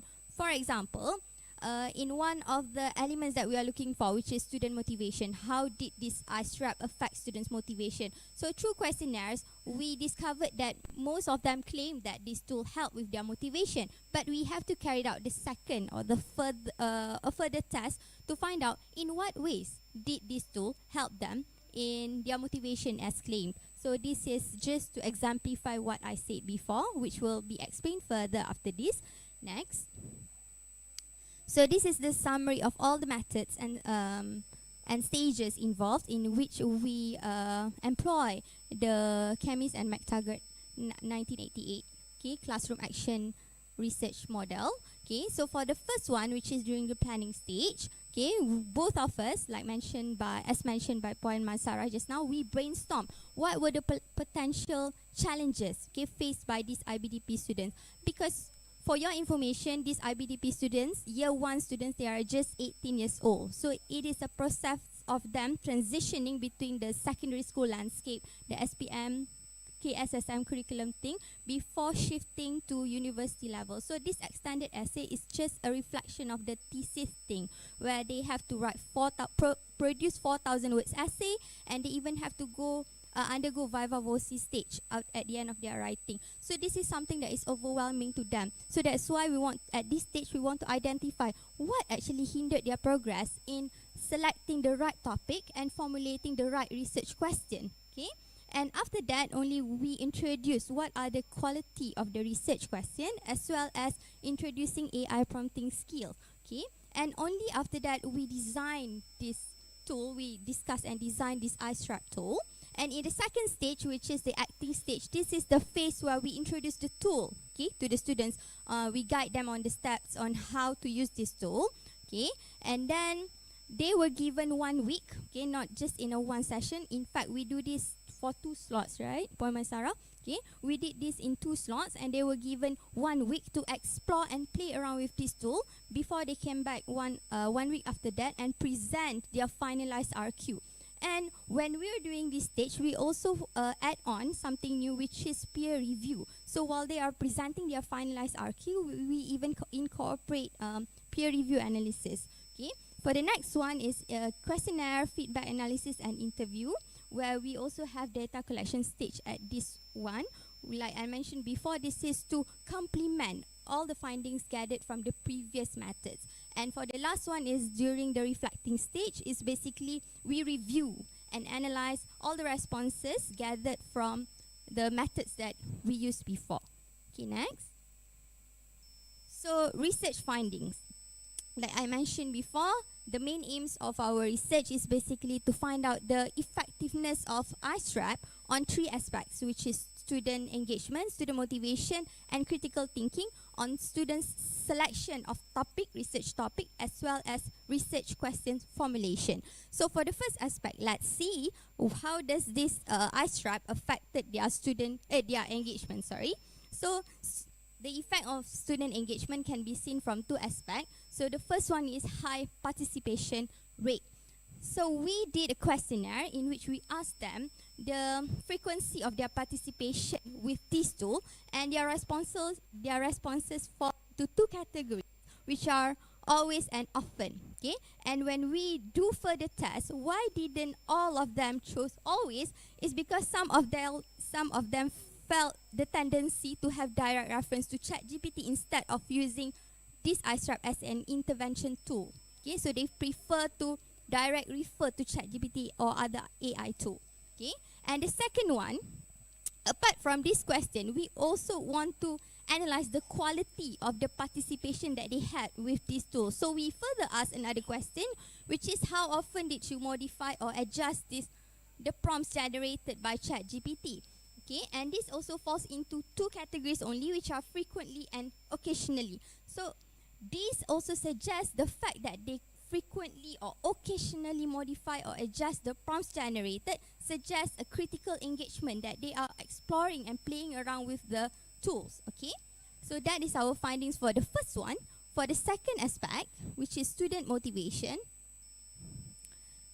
so the use of this iStrap, okay, we have discovered high motivation level, and as you can see from the pie chart, okay, we have a significant majority which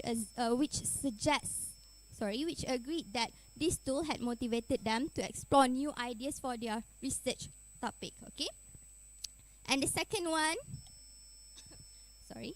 and for the second one, when we want to study further, in what ways did this tool affect their motivation as claimed? So this is, like I mentioned before, we carried out a further test to find out in what ways did this tool help their motivation. So we did an interview with two selected respondents, in which one of the respondents said that it helped with their motivation in terms of confidence boost. So like I said, extended essay is something new. They are just SPM leavers entering their first semesters, and suddenly they have to write extended essay, 4,000 extended essays. So it helped them in boosting their confidence, okay, to structure their extended essay by knowing that they are on the right track, and the research question produced aligned with the assessment criteria set by IBO. Okay, and the second student, this student actually has a low proficiency in English. So she claimed that this tool helped her, this iStrap has helped her as a support for language challenges, because she said that she is not good in English, but by learning one of the steps, which is the crafting your prompts, it helped her to get the right wordings, okay, for her research question.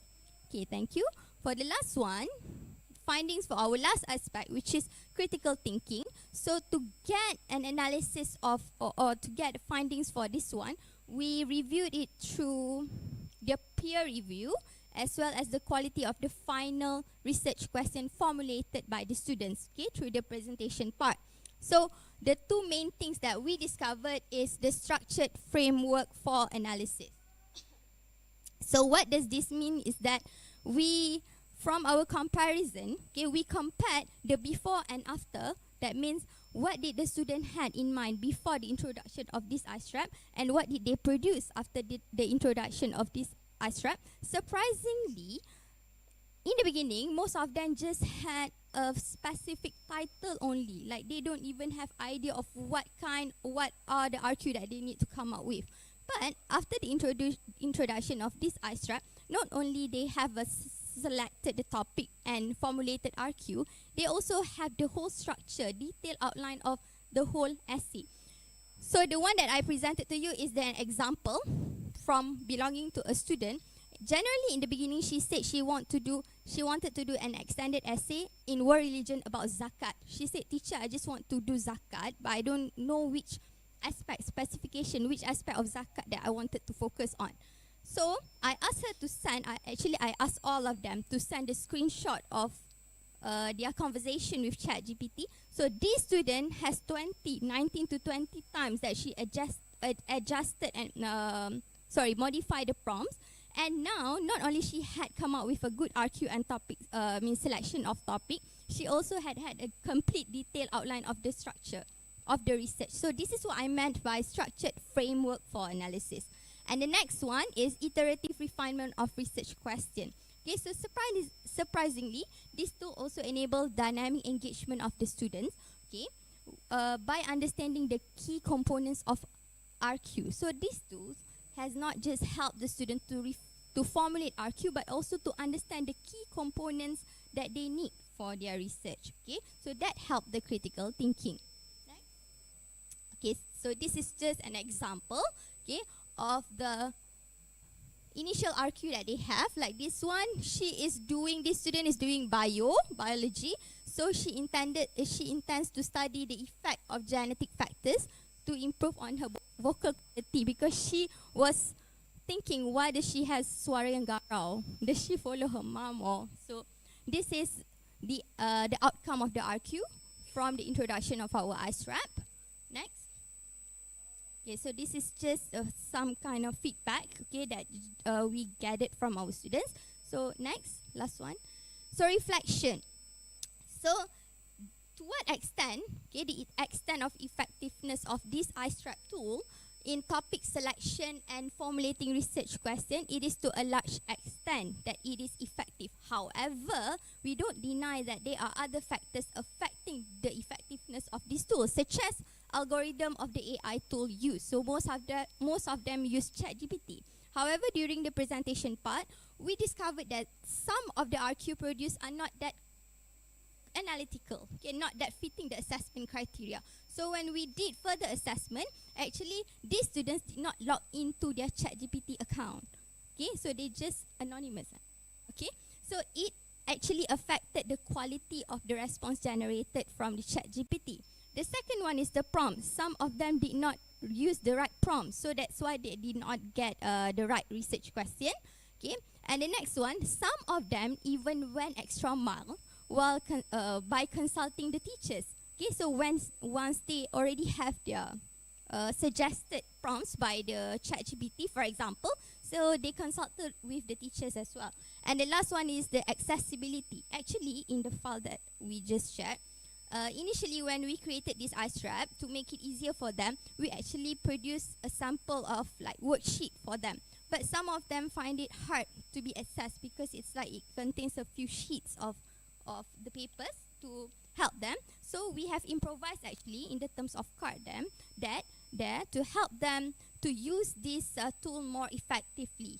Okay, so that is the one of the improvisation that we have made. All right. Okay, come to the end. So how do we think this will benefit others? So as what I said before, so this ISRAP tool can also be used for teachers in getting ideas for actual research, innovation, maybe HLP proposal, and also for the students to do other final year project or any other assignments. All right. So I start the question just now with the begin with end in mind, right? So what do you think about the plagiarism? Okay, so as a teacher, we need to educate them. So we just use AI for getting the idea or getting generating the from research question. At the end of the day, the students need to write themselves. Okay, so for our school, we do use Turnitin, because Turnitin can detect similarity, and nowadays, recently, Turnitin also can detect AI detection. So they can give how many % student use AI to write their essay. So basically, this is just for them to get better and better idea. Okay, I think that's all. Any question?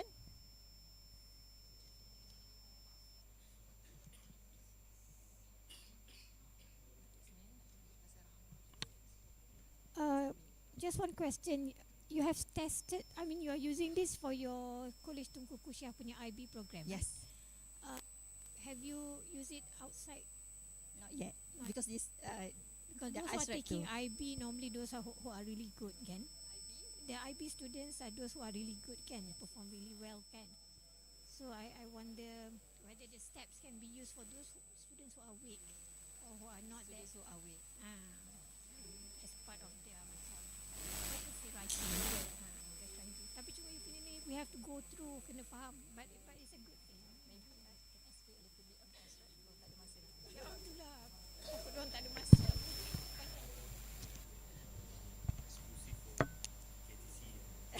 Actually not exclusive. This is the first year AI mula meletup kan, 2024, right?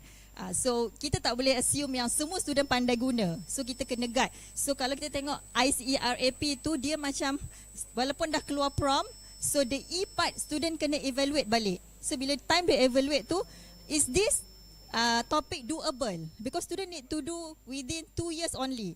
Okay, 4,000 words only. Some of the topic cannot be finished in 4,000 words. So dia evaluate. Bila dia evaluate tu dia buang. Okay, and then dia refine. After dia buang tu dia refine. And then make sure kita guide dia untuk bagi critical, kita add the command term to make sure dia critical. Kalau kita tak guide dia, tak dapat yang better quality lah untuk critical thinking. So cater lah kita punya problem statement tadi, critical thinking, motivation and engagement. Okay, that's all. Thank you. Nak share. Boleh? Belum. InsyaAllah nanti kita share. Dah share lah ni kan?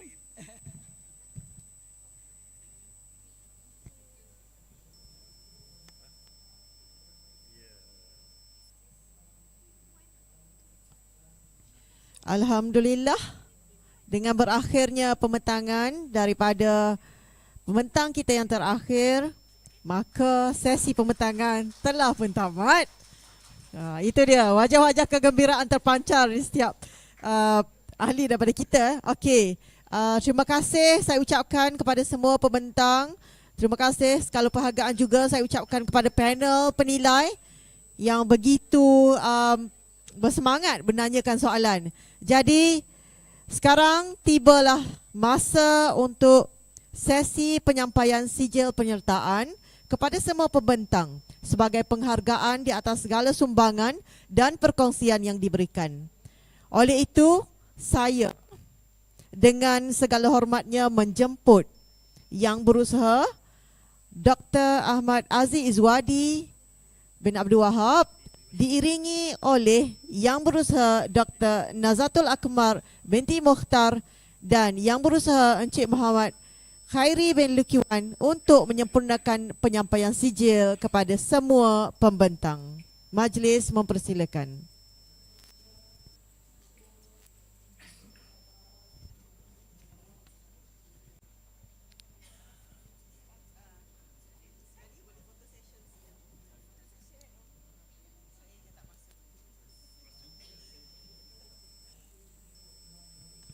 Okey, yang pertama saya menjemput pembentang kita pertama, iaitu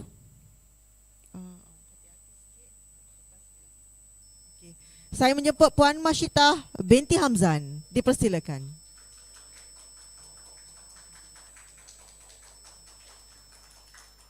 Seterusnya dipersilakan Encik Chung Bun Weng.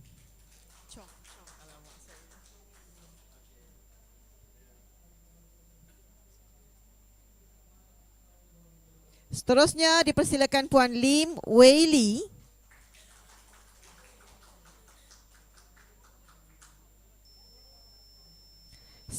Ya, juga dipersilakan Puan Farah Laili binti Alili. Ya, ahli kumpulan.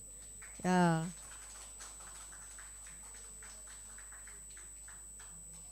Seterusnya saya persilakan Dr. Suryati binti Zakaria dan juga partnernya iaitu Puan Tuan Rohana binti Tuan Lembut.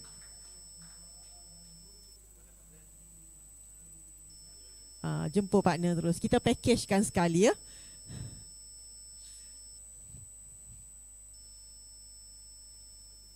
Seterusnya saya persilakan Encik Muhammad Hazrul bin Muhammad Jori.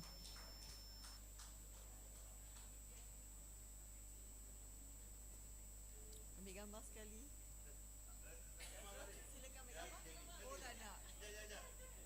Oh, ia pemalu orangnya ya, masa present berkobar-kobar. Okey, kita persilakan Cik Nur Huda binti Mat Tahir.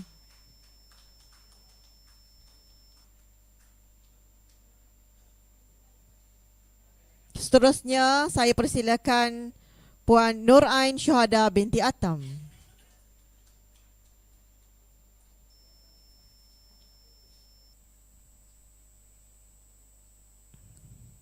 Seterusnya dipersilakan Puan Nur Aini binti Said.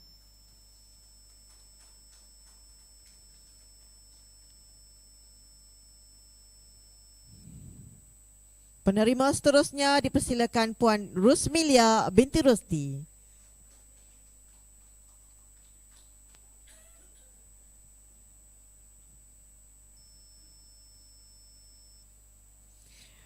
Penerima kita yang terakhir dipersilakan Puan Maisarah binti Abdul Manas dan Puan Nur Azurin binti Azlan.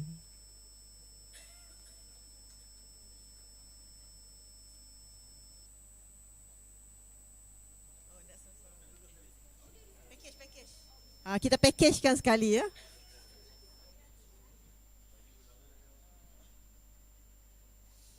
Alhamdulillah, terima kasih saya ucapkan.